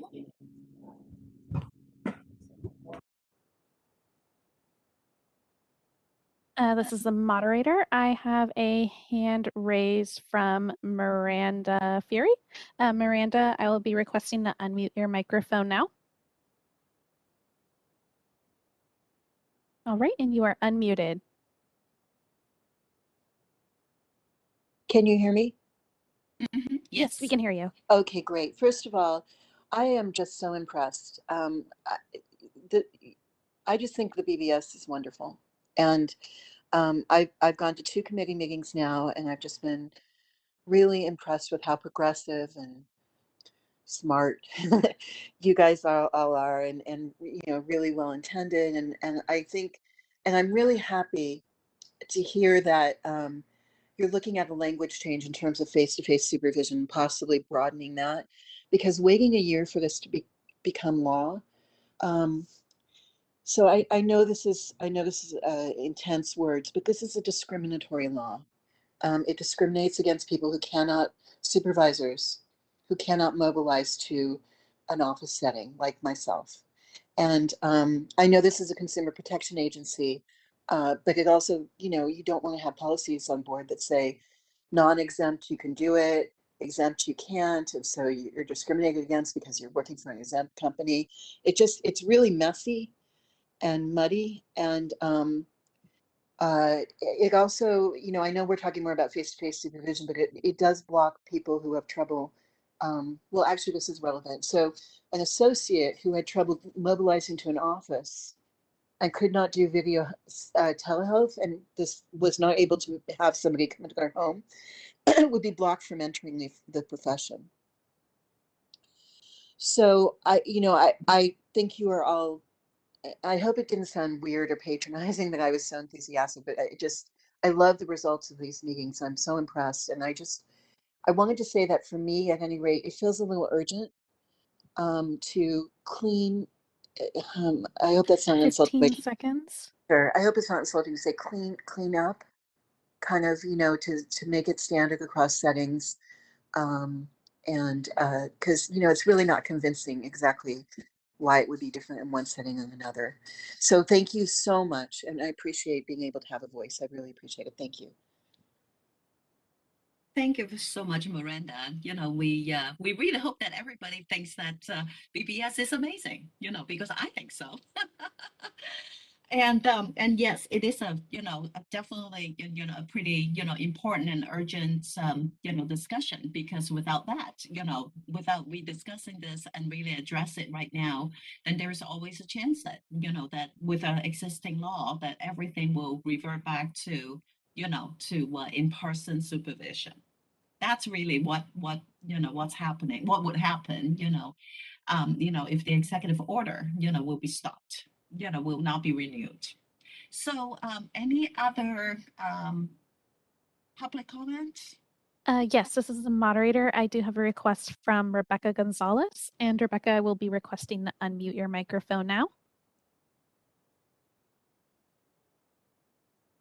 All right, Rebecca, you are unmuted. Great, thank you. Rebecca Gonzalez, National Association of Social Workers, California chapter, and I want to agree with the other people who called in and made public comment that we do believe that supervision via video conferencing should be allowed in settings other than exempt settings. And I think when we talk about putting a limitation or a certain limitation on the hours allowed, that gets very, very messy. And we believe that, you know, as you know, the BBS licensees are professionals, and they should be allowed to use their professional judgment on how much of this supervision should be in person in order to make sure the person supervising is being adequately trained. And just in general, want to thank you for the discussion. And thanks, Rebecca, for actually providing a very good summary where we left off. I think that was a really, you know, I think everybody wanted to kind of wait until, you know, the survey result come back, and here we are. And so any other public comments? Yes, I have another hand raised from Amber Williams. Amber, I'll request to unmute your microphone now. Yes, thank you. I wanted to verbally state these questions because I believe that they are important and imperative. I don't know if it's going to be covered in the meeting, and I may be jumping the gun, but what I wanted to, the 2 questions that I had are, I wanted to know, what is the anticipated timeline, time frame, or time period for new laws or provisions to take place that we're discussing today after the pandemic is over. So let's say this ends January 1st. Are we going to have something in place at this time, or this is going to be a continued discussion for ever and ever, and then next summer or next fall we're finally getting somewhere, but we're back to face until then? And then my other question was, I wanted to know how much of an impact will survey results have on the decision that is going to, well, I guess that's what that should have been discussed in the previous one. So I guess the other question would be, will the BBS or DCA be making the decision about telehealth after the pandemic? Because it was confusing about who was responsible for implementing the provisions for during telehealth during the pandemic. Was it DCA or was it BBS? And then it come down to the DCA was making that decision, Department of Consumer Affairs. So I wanted to know who's going to be making the decision about telehealth after the pandemic is over. Thank you. So our expert Roseanne will be answering that question. Yeah, I can answer Amber's question. And so right now, there is an emergency order that from the governor that allows the director to waive certain laws. So during normal times, that doesn't exist. If we want, there's not a process in a non-state of emergency to waive a law. We have to go through the regular legislative process to do a law change. So I don't know that the governor's office and the DCA director have been very mindful of the waivers and their importance in the pandemic, and I think they've used an abundance of caution on continuing to extend the waivers. I know that there's been a little bit of uncertainty, and I think there will continue to be a little of uncertainty about when the waivers will end, because we don't know when the pandemic ends. So that being said, if the state of emergency goes away, then the law reverts back to normal. And so there's no mechanism for us we have to follow the law unless we change the law. So that would require going through the legislative process, which requires deliberation by the legislature. We're kind of been fast tracking this issue because we're trying to catch the next legislative cycle, which would mean a bill would basically need to be introduced in February or March and move through the process, which would end approximately next September. So new laws there's a possibility that it could be run as urgency legislation, which would mean that it would be effective as of the governor's signing. But there's no guarantee that the legislature would consider it to be urgency legislation, in which case, if that was the case, it would become, if everything went perfectly and it was signed into law, it would be effective January 1st, 2023. So there is a bit of a delay, but that's assuming that the waivers end soon, which we don't know if that's going to happen. Assuming that we can't do urgency legislation, assuming that we can agree on a proposed language that everybody likes. So that's why we've been trying to work on this issue pretty diligently right up front, because we know that there's a lot of concern about that. So I hope this answer Amber's question. So moderator, is there any other public comments? Yes, we have a hand raised from Miranda Fury, and Miranda, I will be requesting to unmute your microphone now. Hi, can you hear me? Yes, we can hear you. Okay, I apologize for taking up your time. This will be very brief. I'm just wondering, so when I consulted with camp lawyers, they said that there was a way for this to become a regulatory issue as opposed to an issue of law. So I don't know if that's true or not, but if there's any way to make this a regulatory issue, which could be handled much more quickly, that would certainly be something I might request. So thank you for the time. Roseanne, go ahead. In this case, it is in the requirement is in statute, so that it cannot be done through regulations. And actually, the regulation process is longer than the legislative process. Regulations are currently taking over a year. There's a number of different approval processes that they have to go to. So it would actually be quicker to, more than likely, if we can get consensus, it would be quicker to run it as a legislation proposal, and it has to be anyways because the exact wording of the requirement is in statute. So statute overrides regulation, and that is what has to change. Yes. And thanks for asking about those very technical question. But reality is that anything that, we do, is based on law. And so, so unfortunately, when it, comes with law, there's all these layers, that we have to go through. And so eventually, especially for statute change, the governor has to sign it. And so, so that's certainly, it's important that, we go through the cycle because the cycle won't wait for us. And so, so that's where we're at, trying to really be proactive, and get catch up, as soon as we can. So, it seems to me that summarizing, okay, before I go, so moderator, anybody else, any other comments? Yes, I do have a hand raised from Jennifer Alley. And Jennifer, I'll be requesting to unmute your microphone now. Good afternoon again. Last comment this time, I swear. So I just wanted to echo the comments about, equity and, issues that we've been getting feedback on from some of our associate and trainee members with mobility issues. I brought that up during previous, earlier board meeting, but I think it is something that we need to take into our consideration as we make changes moving forward. And I'll reach out to our legal department and find out about the regulatory issue. I know that doesn't sound correct to me, and I'd be surprised if one of our attorneys said that, but I'll make sure internally that people are, clarify the difference between legal changes and regulatory changes. So thank you for those comments today. Thank you so much. So, so I think this is really about time, to really look at it's like what really is comfortable.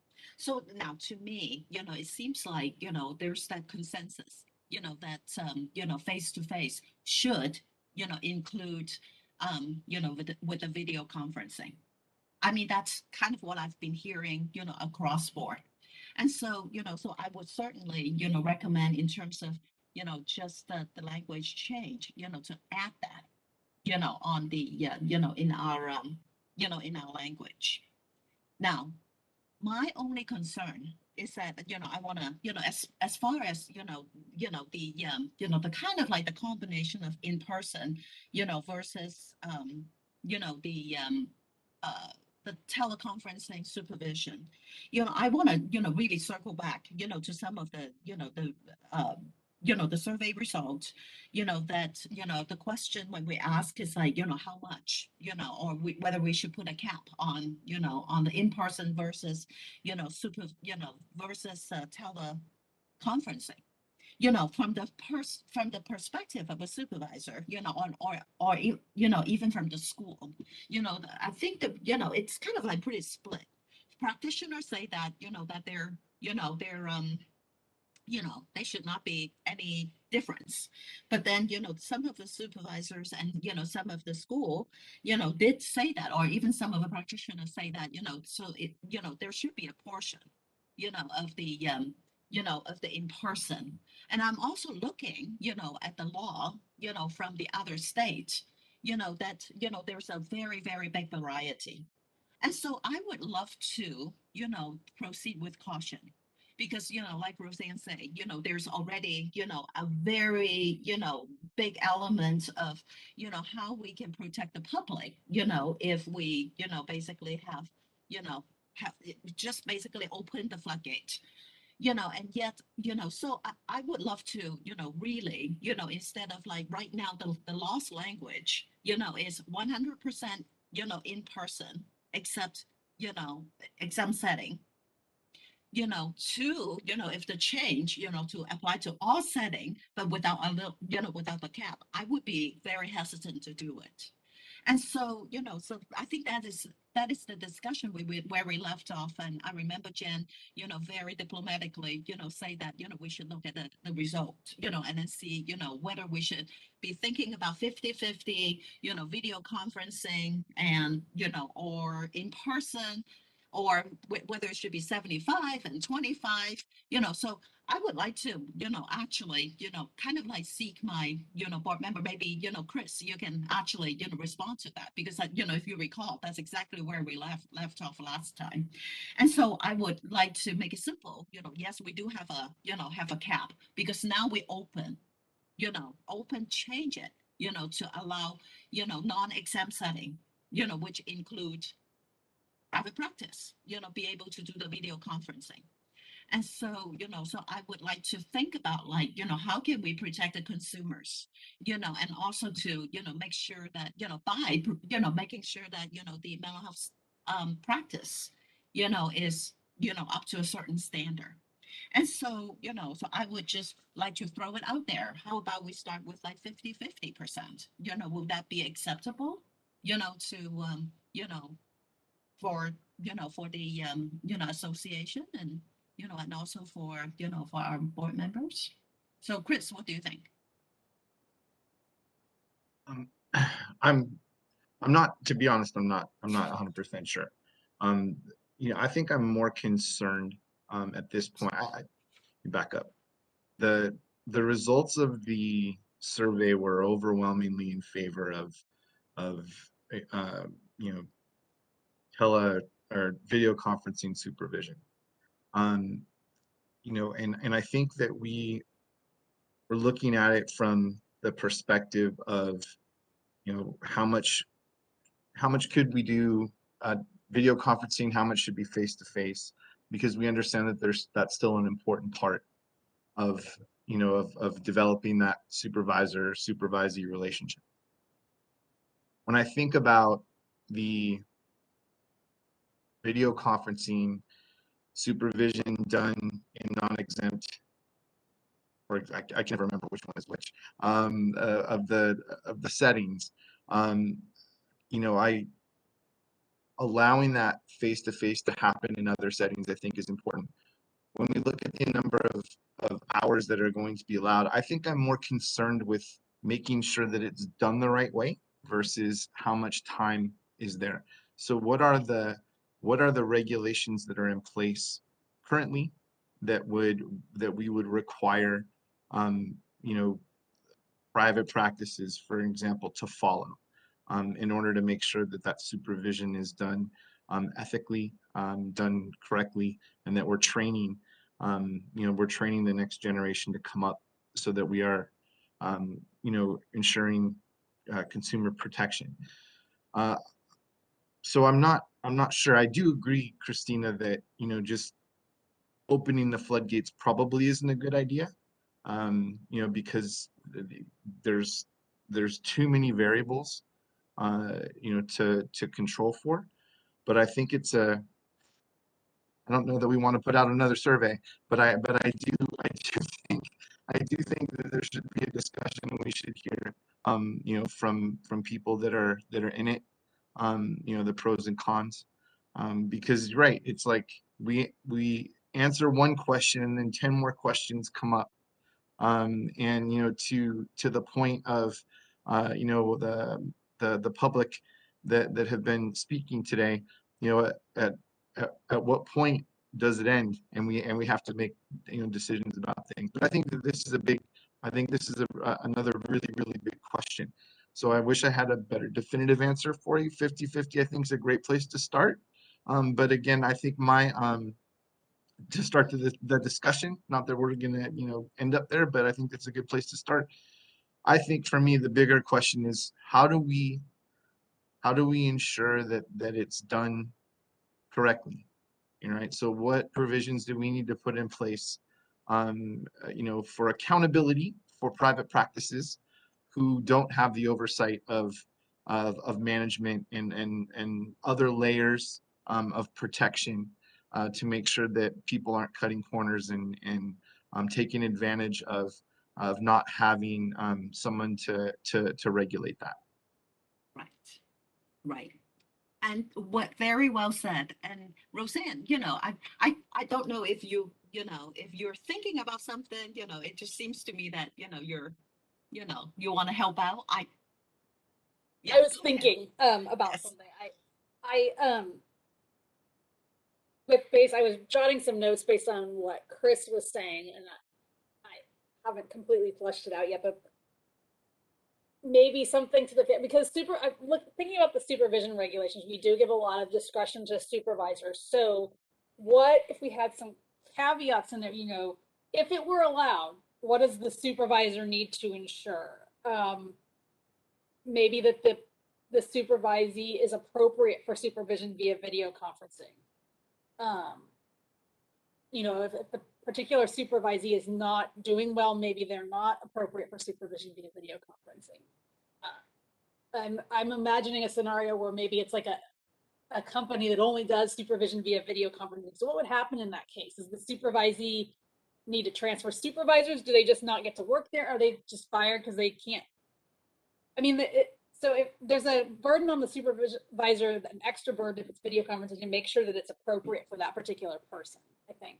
Another thing is maybe the supervisor needs to ensure that they're practicing in, I don't know if this is the right way to say this, but in a confidential manner. If, you know, if they're not in person in the office with the supervisor there, are they practicing, you know, in a place where there's not, it's an appropriate site.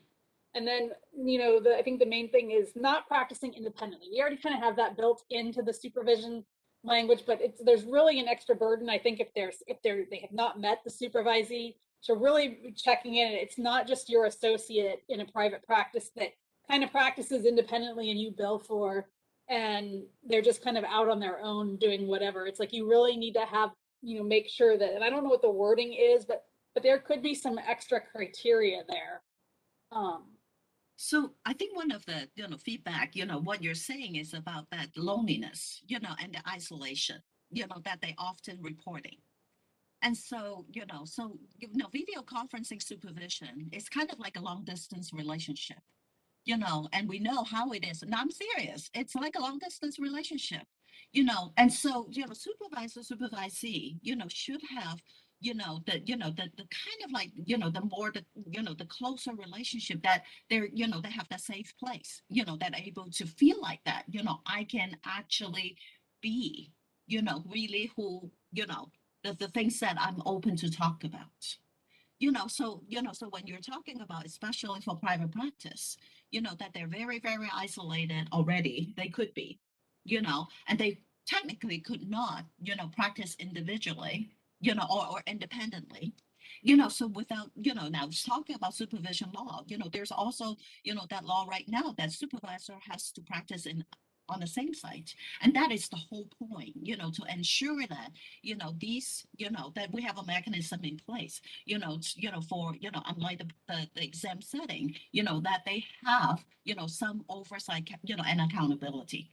And so if you think about, you know, even supervisor is not together with them, video conferencing, you know, you think about that, you know, are we really protecting those public? Are we really protecting, you know, the consumer who come in, and also, you know, are we, you know, making sure that, you know, the mental health practice, you know, are up to a certain standard, you know, because how often, you know, that we actually can be true to each other when you don't see, you know, the other person in place. And I understand, you know, there might be a lot of the, you know, the discussion, you know, about how the effectiveness, but at the same time, I think, you know, as a board, that we have the burden to definitely, you know, protect those who are on a non-exempt setting, you know, that they are, you know, that they are just lack of that oversight. So that's just my 2 cents. And Steve, you want to say something?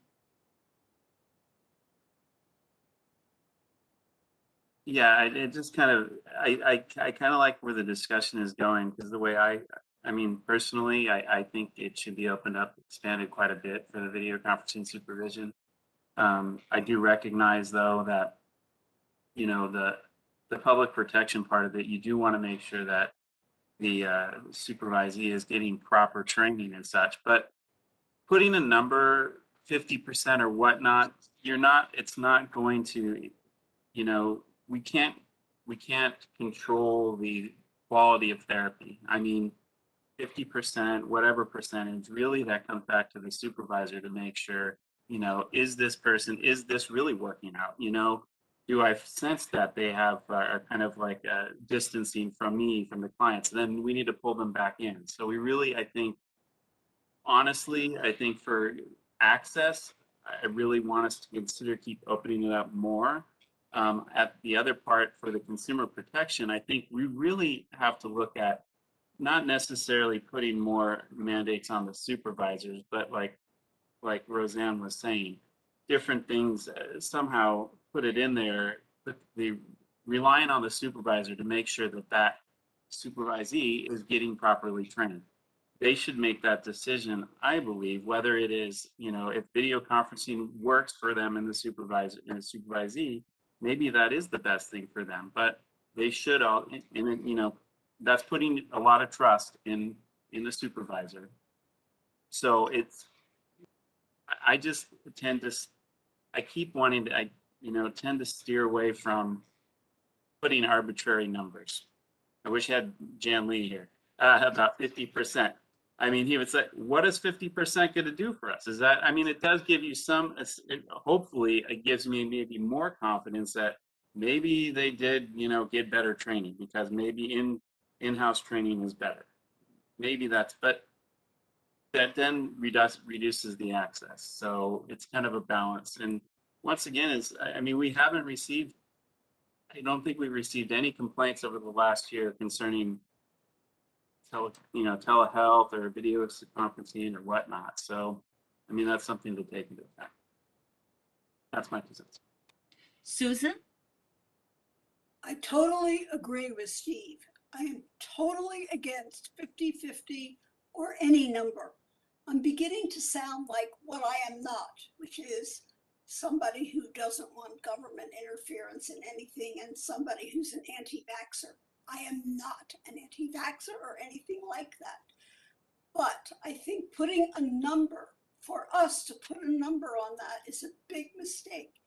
Who selects the supervisors? That's the question. Whoever selects the supervisors should be training them, should be talking to them, should be in consult with them so that they all know that if there's any problem, they know how to deal with it. But I think for government to be telling them how to practice is a mistake.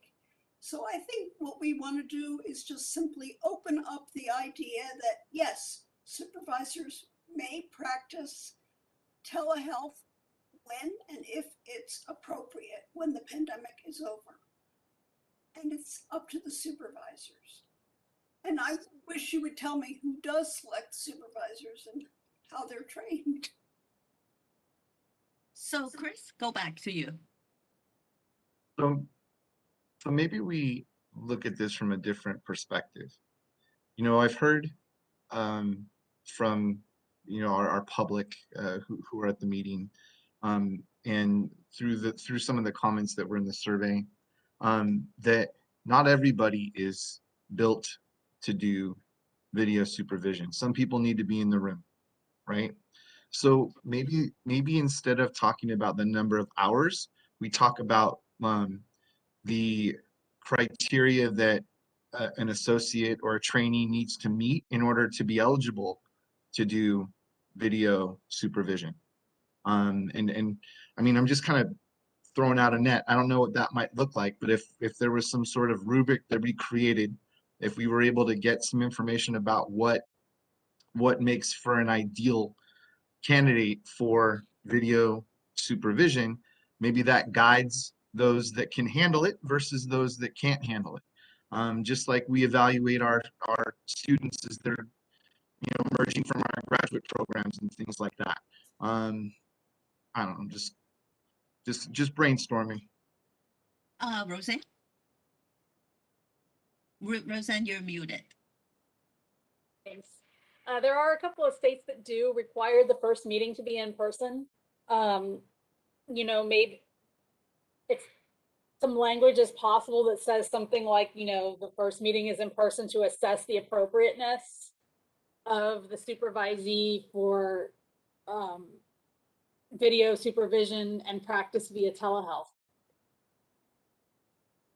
Yeah, and thanks, Roseanne, for bringing this up, because, when you look at the other states' law, it really varies. So, some of the examples, like Delaware, 50%, Indiana, 50%, Kentucky, it's, electronic supervision may be used for one direct meeting per month. And then after the 21st hours of supervision is obtained in person, no more than 50% of individual, blah, blah, blah. So, it's a very complicated, but at the same time, they do put a mechanism in place, so that, that there is, it's not completely rely on the supervisor. So, Roseanne? I think it would be pretty clean to just, have some simple language that, require, whether or not we want to do this, that's a different discussion, but it would be fairly clean to require the first in person to assess the appropriateness, something like that. I will say in the language, and Darlene Davis had asked a question in the comments regarding what other states are doing, and if there's other states are, from what I'm aware of, other states are in the same boat as us right now. And Steve could probably talk to that a little bit more because he sits in the national meetings. But I would imagine, I know that this is a struggle for every state. And so we might be seeing some of these laws changing, and they're all kind of in the process of doing this too. But that would be one, the first in-person meeting shouldn't be incredibly burdensome in the long term, I think. And it would provide a little bit of accountability that the supervisor, assessed the appropriateness and documented it or something like that. Just a thought. Right. And, and Roseanne, what you said is basically, it will be modeled behind like Massachusetts, that virtual supervision is permitted, but the first session must be in person. Yeah, just I would take it a little bit step further to explain why, and that, there needs to be an assessment of the appropriateness of the supervisee and the to do telehealth and also to do the supervision, because not everybody's strengths are the same, especially at the beginning. There might be some people that need a little bit more work than others, and so that way if the supervisor, it makes them really think that's one of their responsibilities, that it's really on them to make that assessment, not just, okay, well, this is what we do, so that's what we're going to do. And we have had comments like that from the schools that if you allow this, that the school is going to require it because it's cheaper, and that's just the way it's going to be. Well, this puts it a little back more on the supervisor to say, hey, this is my call, not the company's call or whatever. Right. And I think, right now, I just want to clarify that, we're now, because the law written right now is that if you're working in the exempt setting, then 100% is allowed. Mm-hmm. And so we're really talking about the non-exempt setting, that whether we should have, that, put in the language that, I would put it in for everybody. I mean, I don't think it hurts to have even the exempt settings think about it. At least they should. It's something that if you're a responsible supervisor, you should think about. If you have somebody that's not appropriate for it, I would find it hard to argue that you should do it, even if it's not appropriate. Right. My 2 cents. Good. Well, I mean, I'm not really marrying to, the idea of, 50-50. I just really want to strike a balance, between consumer protection and the possible unintended consequence if we go from 1 to 100, because that's what we're doing. If we don't put anything in place, anything. And so to me, it seems very dangerous. And it seems like I'm kind of like throwing my responsibility of, public protection out of the door. I get it. I mean, if I don't have this responsibility, and yet, when I look at the survey results, I think, I can see still, that variation. Some people are, even some supervisor, they're not really comfortable with this, so I think we have to respect them, because they are the ones, who are doing the work. And if they say that, what, I don't think that, everybody should be, this should be 100%, and I think, the ratio is kind of like, 25 to 75-ish, that I think it's important that we respect those who are not comfortable with it, despite of, all the convenience and stuff like that. Because one of the very important issue that actually Roseanne pointed out is about the quality of the supervision. there's no research, I think right now we all dive into it. But reality is like, have we done any research to say, this group of the people, are they able to do as good quality as the other, non-pandemic clinicians? We don't know. So I would really, I think it's important that we proceed with caution. That's always been what I'm saying. So I hope, what's that? Go ahead, Roseanne. I would echo that too. I would say that, I think that it does have a lot of benefits. We just need to be careful, if there's highly unlikely, it would be difficult to hear through a consumer complaint that it wasn't working well. And if it wasn't working, that's how we would get evidence to roll it back. If we go 100%, like it's going to stay at 100%. It's going to be like something like the 90-day rule, or once you give something, that's fine if it works great, but the job of the board is public protection. So I think to have some kind of at least making the supervisors think that this is my responsibility, not my company's responsibility or my school's responsibility. Like, I need to individually make sure. I'd be interested to see how the stakeholders and associations feel about that, because I think that some gets, we just need to make sure that doesn't get lost. The public protection element doesn't get lost in the convenience of, oh, this is convenient and cheaper.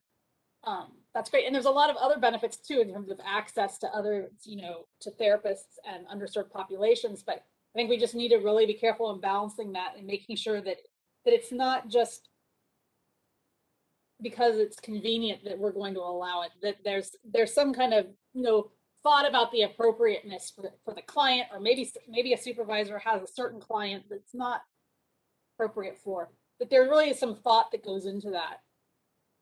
And it just doesn't happen because that's the way it's done. So, so let's open up for the public. I'm sure that, we talk enough amongst ourselves.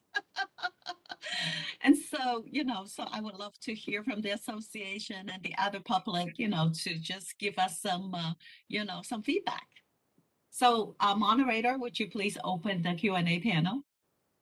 This is the moderator. I kept the Q&A panel open, so it is still open, and I do have a request for public comment from Amber Williams. So Amber, I'll be requesting to unmute your microphone now. All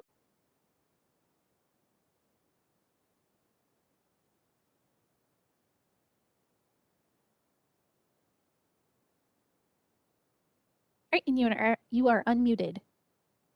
Yes, hi, hello again, panel, and thank you again for your time. This is Amber Williams, trainee, and I wanted to just make several comments in regards to the feedback that the discussion you were having amongst each other.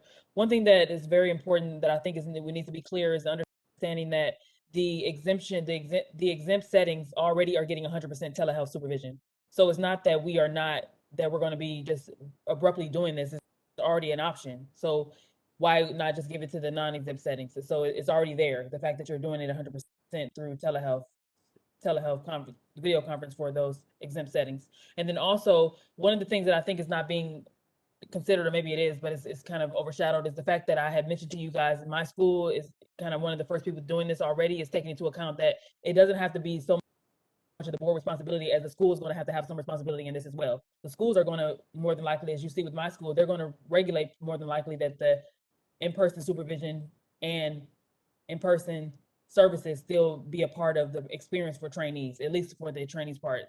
So I think that should be taken into consideration, that it won't be as though the board is solely responsible for regulating the part of how much, or like 50% or all that, because of the fact that it's going to be probably set in place by schools. And maybe that could be a requirement that you guys give them. And also, I wanted to just say, on this long road to licensure, we already have the responsibility as associates to take on 500 relational hours, to do 3,000 total hours, to do all these hours, and to do a exam for ethics laws. We already have these burden on us. So if you're giving us another thing for us to say, oh, now it has to be 50% of what you do, and then some settings may be better than others, or some settings may not have be equipped to do it, and then it's like wherever you train, so you may be at a disadvantage as the associate or 15 trainee seconds. with that, thinking about the company that you're with, or the nonprofit, or whoever your private practice you're with, being able to regulate it. So it's like keeping all that into consideration.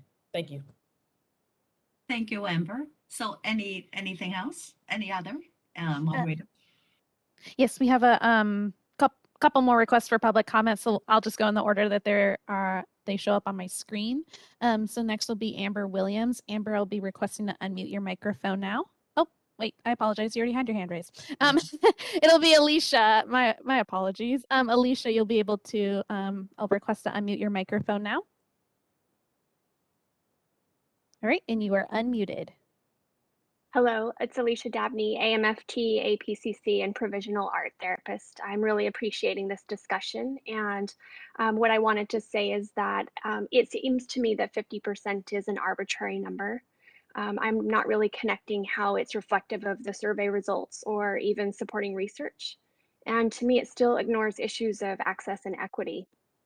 It also doesn't address variables across all settings and populations. So ultimately, I'm hearing a few assumptions made here, even about private practice setups. You know, there was a mention of loneliness, of quality of supervision and oversight.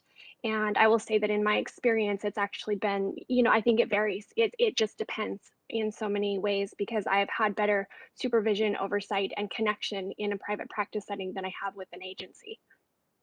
So ultimately, I would advocate for supervisor assessment and letting them have the control in determining that, and also including some training requirements for those who are going to be doing primarily telehealth.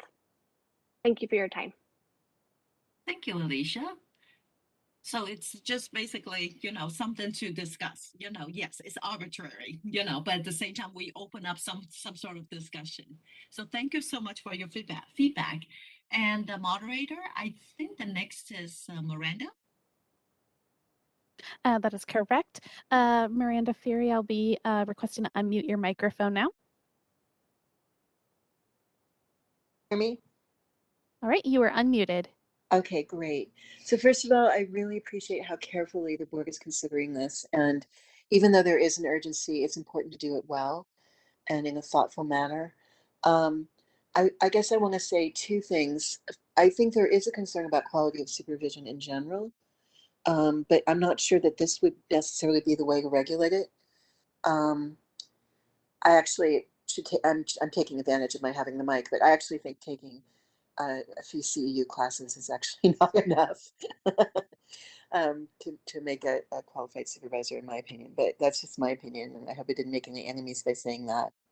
I do want to say that clients are not required to meet a telehealth therapist in person before they start teletherapy, and that client care can be 100% teletherapy, and that is a more intimate relationship than a supervisory relationship. So I understand that some people really love the personal connection in an in-person supervisory relationship, and they can still do that.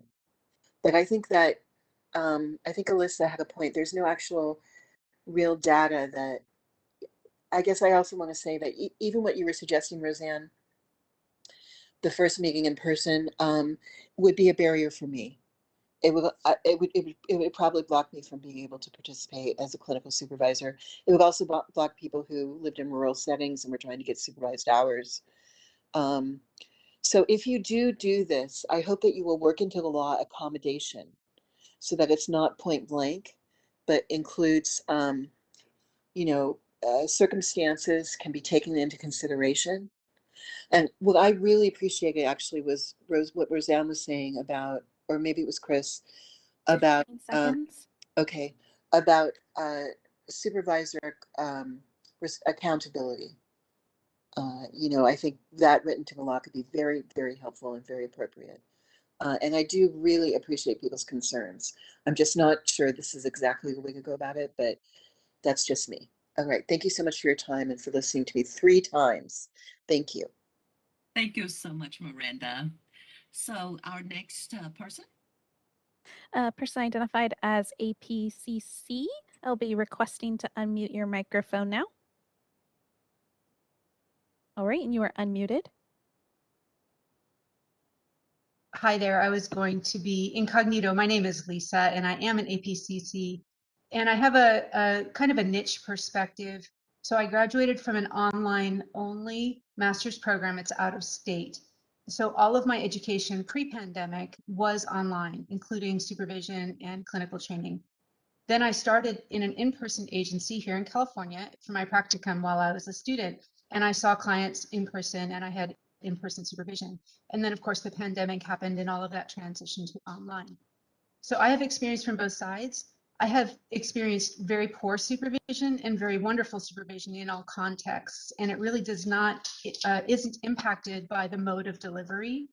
And I think, I feel like there's a conflation or a conflating maybe of this need for control over quality to whether or not we're face to face and in person. And I understand that because it feels quite different to be separated on this internet only virtual, you can't even see my face kind of experience. I really understand that. But I don't think that mandating additional in-person requirements changes any control over quality. Already there's a lot of market forces that go into play for the associate finding employment in a private practice, and specifically the rule for the W-2 employee relationship within that private practice. That really puts a specific onus on the private practitioner, and they take that responsibility quite seriously. They can't just outsource it. It's not a 1099 relationship.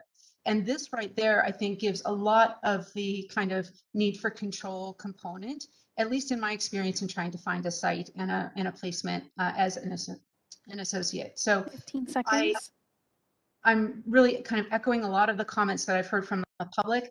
I don't see putting more numbers into the law as helpful. I'm grateful that the LPCC rules are changing very soon, hopefully signed by the governor about the 150 community service hours. I feel like this is the kind of thing that we don't need, and it would only be revoked later once we gain more comfort. Thank you. Thank you very much. Okay, so any other comments that needs to be made? Or Yes, I have 2 requests in the Q&A. First from Rebecca Gonzalez. Rebecca will be requesting to unmute your microphone now.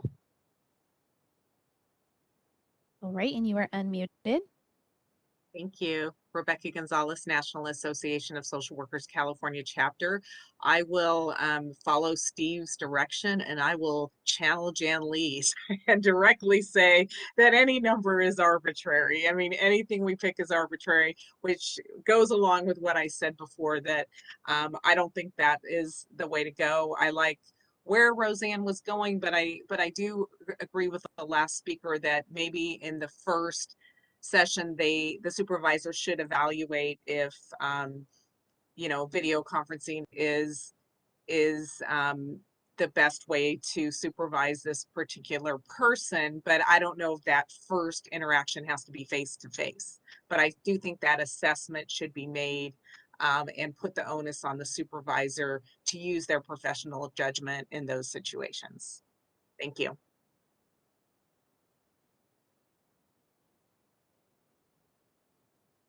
All right, this is the moderator, and it appears our last request for public comment is from Ben Caldwell. So Ben, I will be requesting to unmute your microphone now. All right, and you are unmuted. Thank you very much. I appreciate the direction that the conversation has taken here. I would agree with various commenters that an arbitrary number doesn't do very much to actually ensure safety and effectiveness in practice. That being said, Chris, I appreciate your concern about wanting to take steps to ensure quality, and that can be done through a training requirement, through the kind of initial assessment that Rebecca was just talking about. Those seem like good, rational steps to ensure that online supervision is done in a way that is truly safe and effective. But putting an arbitrary limit on it doesn't seem like it would accomplish the goals that the board is trying to accomplish here. So I appreciate the discussion and the direction that it's taking. Thank you. thank you so much. So this is actually really wonderful because we kind of like, Roseanne, I think we discussed so much. Probably, it seems the direction where we're going. We're not going to be able to offer you the language that you really need today. Because if we go to the direction of trying to ensure that supervisor assessment, or the criteria, for, to ensure this, the appropriateness, of the teleconferencing, for supervision, then we will need to have like, we will look into, a very different angle, so, so in that sense, how do we, if we put, just say, that, go back to the language, if we just clarify that include, video conferencing as face-to-face, that's fine. But at the same time, it also, that we haven't really have that mechanism in place, whether we want to just arbitrary throw a number, in person, or whether we should have a mechanism, in place to ensure, the appropriateness of the, online or video conferencing supervision. So where would you like to go from here? It seems like it's, a much bigger discussion, than anything that we could probably, draft language, to move, right away. Are you asking me or Chris? I'm asking you. Okay. Roseanne, yes. Okay. So what I think of it I'm hearing, well, it depends on if the committee wants to. I see two different paths we could take in terms of language, the 50-50 or the allowance and clarifying the face-to-face with putting some sort of a onus on the supervisor to document that they've met with the person to assess the appropriateness of telehealth and video conferencing. So is there a particular way that that you're leaning, I guess would be my first question.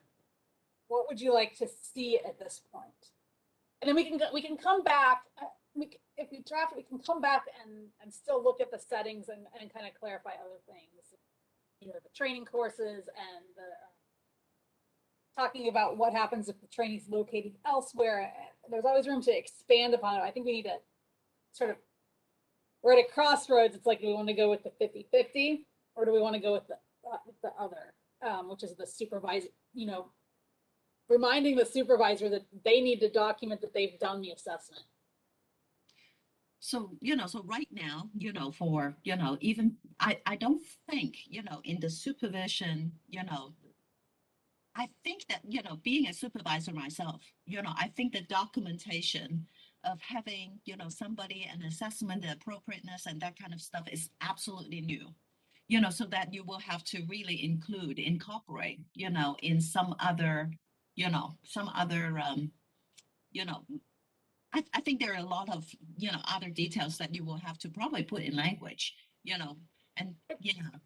I think it would be somewhat simple. I mean, I'm kind of thinking of it like that, like this past year we put in that requirement that basically this, I think it's before you're beginning any therapy, that notice needs to be handed out. And we're in the Omni Bill this year, we're stating basically that needs to be documented. So the language would look something like, supervision via video conferencing is permitted, but prior to doing so, the supervisor shall assess and document the supervisee's appropriateness. And so it's really leaves them some discretion to, in that first meeting, that's what they're going to talk about. And then they need to, explain themselves in their paperwork why. Right. Okay. So I see Christy, go ahead. I was just thinking, one way we could approach this is considering that it's in exempt settings, supervisors have been doing this for, I think it's been 10 years now. They've been allowed to do this for associates in exempt settings. It might be interesting for us to talk to some of those I'd hate to do another whole survey, but at least maybe get some information about what do you do in your agency to determine how much you allow this, and see what's been working. If we have 10 years of experience out there, what are they doing? What is working? What's not working? That was my thought.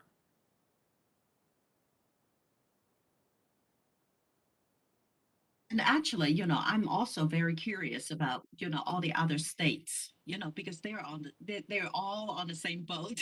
They're being challenged, that, whether the existing 50% or whatnot, so I'm wondering, now let's say, if we take a very slow approach, to do some more research, say, that, Roseanne may be, talking to some other,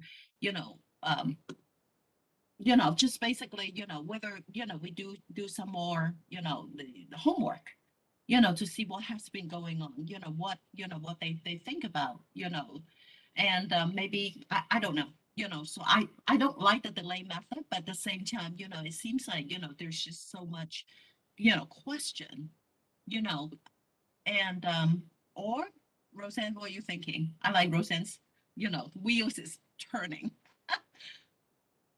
Or Steve, you can chime in too. Yeah, it'd be interesting to see what Steve thinks. I think at some point a decision has to be made.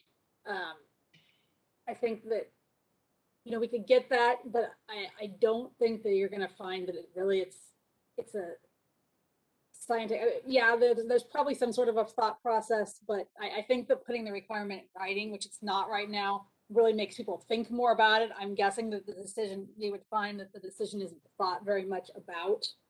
Where this would, encourage some thinking. I'm hesitant to keep. I mean, at some point we're going to have to make a decision, and there's not really a lot of other evidence or data out there right now because this is new. Right. So, and we're kind of on a not an extremely tight timeline, but we're getting to a point where within the next couple of board meetings, if it's going to run as legislation next year, it needs to be approved. So that would be my 2 cents. I'll let Steve weigh in on his thoughts as well. Mm-hmm. I'm sorry, I might have opened up a can of worms. Roseanne's going to hate me now. So, sorry, Roseanne. More work. And Christy. So, I mean, honestly, yeah, I think like the research or bringing supervisors in, I mean, you're going to know that if you bring supervisors in, first of all, the people are going to get are going to be good supervisors probably, and they're going to explain the process that, yes, they go through a process of, every time they should be, I mean, every supervisor should be, no matter what, evaluating their supervisee on a continual basis to make sure they're being properly supervised. Whether that's in person, video conferencing, I mean, hopefully they all have, how many supervisees we have, 60,000 have supervisors that are really taking the time. I think we have the supervision, we have that coming into play soon, the supervisor self-assessment. Maybe that's something we can put in the supervisor self-assessment, first of all, saying that I understand about video conferencing supervision and evaluating my supervisees is an important part of the process to make sure that, I mean, something to the effect, maybe we can add some language in there, but at the same time, I'm thinking to get this moving forward, I do like the concept of, first meeting, or there has to be at least one meeting before supervision begins where you're having that, in person. Because that would give you then a little bit more where you can, I mean, maybe the body language and stuff you can't pick up in the video supervision, you can at that point see and do a better assessment. I think that is something that is very valid. And I just, yeah, that's kind of my 2 cents, is maybe moving forward with something like that. If that makes sense, I don't know. Oh, that throws a wrench in things. Not wrench at all. Actually, I'm okay, with just, having, the initial, the very first time, that being in person. I just really feel that, this kind of long distance relationship, that will last for a couple years or 3 years. If you stay with one person, that you don't really, just be, after a while, after a while, there is a limit, on video conferencing. It's just like we all know, that if your kids travel, that you see the person on, on video, it's never really the same, when the person is it's in the same room with you. And so, and I hear everybody, I totally get it. I just really feel that, yes, somehow we have to, to move forward. So how about this, Roseanne? Because I think, eventually we will need to like draft the language. So how about, if we, would that be too much if we ask for, just considering, the two direction where we're going, or what we heard, from, the public, that maybe, and also the board members, maybe drafting some language based on different options, right? Because now we have one option on the table, that basically is, relying on, the supervisor, to assess their appropriateness and some sort of training and some kind of stuff.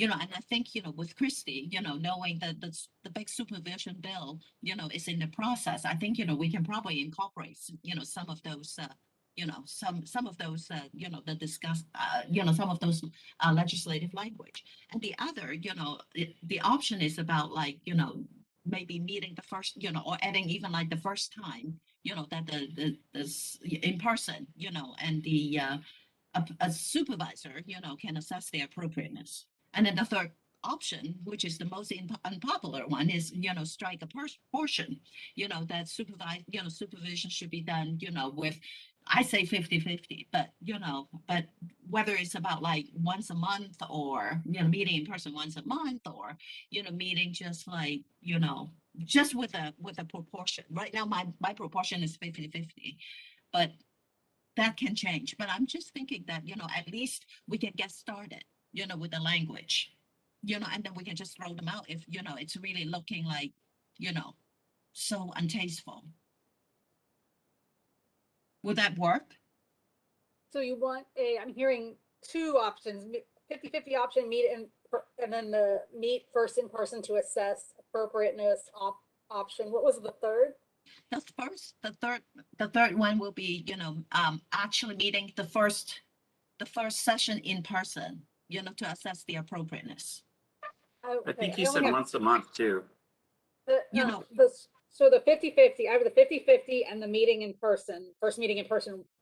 I only have two. Is there three? And then the other is nothing, just basically, have the, entirely have the supervisor do, to assess the appropriateness, and sets the mechanism like training and, and some other thing that, some other thing that, I think it was Ben talked about, or Chris, you talk about, just, on the, yeah.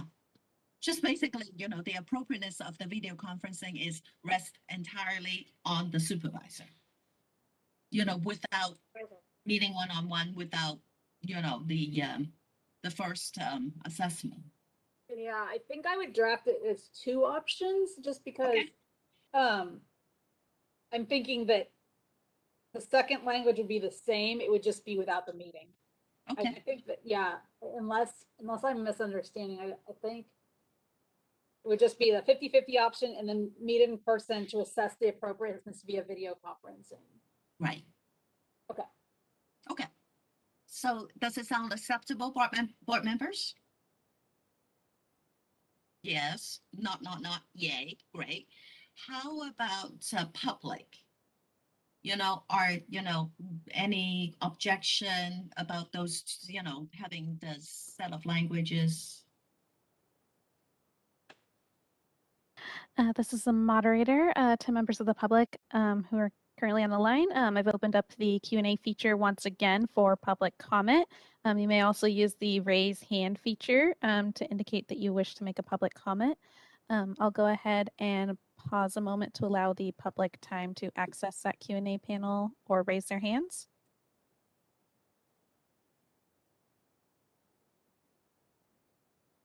Do we have any? It looks like Miranda Fury has raised her hand, so I'll go ahead and request to unmute her microphone now. Okay, Miranda, go ahead. Hi, I guess I'm just feeling a little confused. I understand that there are some really strong considerations here, but public comment in this meeting has been 100% about not, putting a limit on telehealth and specifically not doing 50-50%.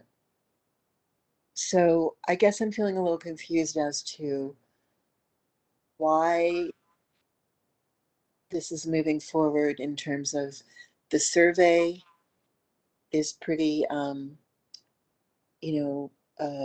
complementary towards in-person telehealth supervision.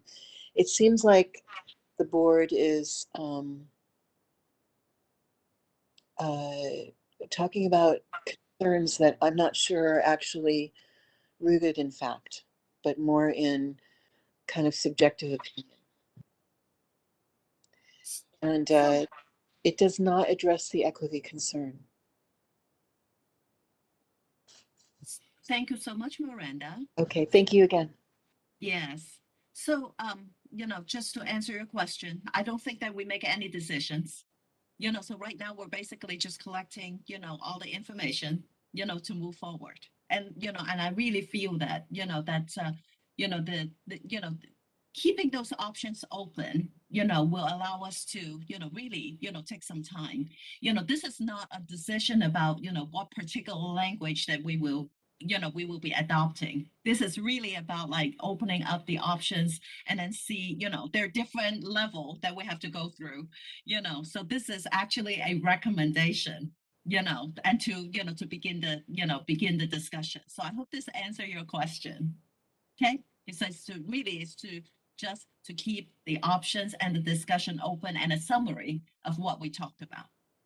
So, yep. Anything else, moderator? This is a moderator. I have a request from Jennifer Alley. So Jennifer, I will be requesting to unmute your microphone now.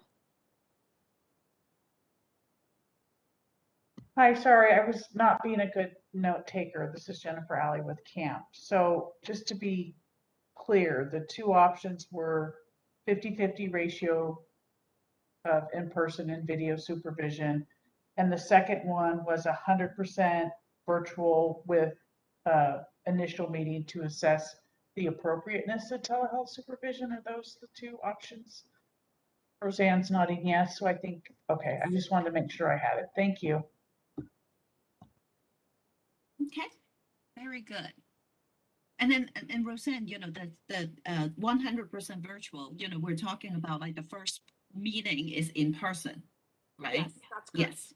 So just want to clarify, Jen. Yeah. So any other public comments? This is the moderator. And I do have a hand raised from Amber Williams. So Amber, I will be requesting to unmute your microphone now. Right, you are unmuted. Thank you. Once again, Amber Williams, trainee. I just wanted to thank you again for allowing me to share this time and space with you. And this meeting is, again, a great benefit with either direction it goes. I just wanted to say that I do agree that it's good, as you were saying, Ms. Wong, about having the two options on the table versus just having one and keeping it kind of a fluid conversation. But I do want to reiterate, Miranda, I believe that was her name, as far as the concern about the equity and then the ability for it to be open for not having it be limited or having it not be accessible to all, and the fact that it's still that burden of there being 50%. There's a number there, but I know I'm just a trainee, but I think the part about having the supervisors be accountable in some way, even if they're just assessing them through an online means, I don't know if that would limit it, and I don't know if more research is required, but I think that the conversation should continue. Thank you. Thank you so much. We liked having you on our side. So, anything else, moderator? Anybody else? It appears there are no further requests for public comment. Would you like me to close that Q&A panel? Yes, please. All right. That would be good. Thank you so much. Okay, so I think that Roseanne, so you got what you have. We, thoroughly, heard from everybody. And so I guess that, that we will just, bring the language back, at our next telehealth committee, which will be in October, actually. Yes. Yeah. October 1st. October 1st. So, so Roseanne will have a lot of work to do. So let's be kind to her. So awesome. So at this point, then I would close the discussion for this agenda number 6 and go into number 7, which is the public comments for items not on the agenda. And so, moderator, again, please open up the Q&A. All right, this is the moderator, and at the direction of the committee, I've opened up the Q&A feature for public comment. Members of the public, if you would like to make a comment for items not on the agenda, please click that Q&A icon located at the bottom right-hand corner of your WebEx screen, or use the raise hand feature. I'll go ahead and, oh, it looks like we do already have someone who has requested public comment. So Amber, I will go ahead and request to unmute your microphone now. Thank you All right, again you have 2 minutes. for the last time. Once again, thank you, committee, for allowing me to speak. Again, this is Amber Williams, trainee. And I just wanted to say, again, this is my first meeting that I'm attending, so pardon my beginner's experience, but I don't know if this was on the agenda because I was just kind of running through, but I saw that it said that there would be a later conversation or discussion about trainees and telehealth services for clients. And I think that that should be taken into consideration. And I believe it should be something that the board allows for, and wording should be allowed that we are able to do that. And that the way that I've been doing it, well, I'm going to be starting a second internship where I'm going to be doing 50% in person and 50% through telehealth. So I'm going to get my in-person experience as well. It's just that I think that not allowing trainees to not do it at all would be a danger and a harm to the profession and for the next generation coming up, such as myself. Thank you. Thank you so much, Roseanne. You wanna? Yeah, I just want to let Amber know, yes, we are considering parallel language. That's a little bit less controversial. It will be brought back to the October 1st meeting, and it's basically clarifying that that associates and trainees. Thank you so much. Any other public comments not on the agenda?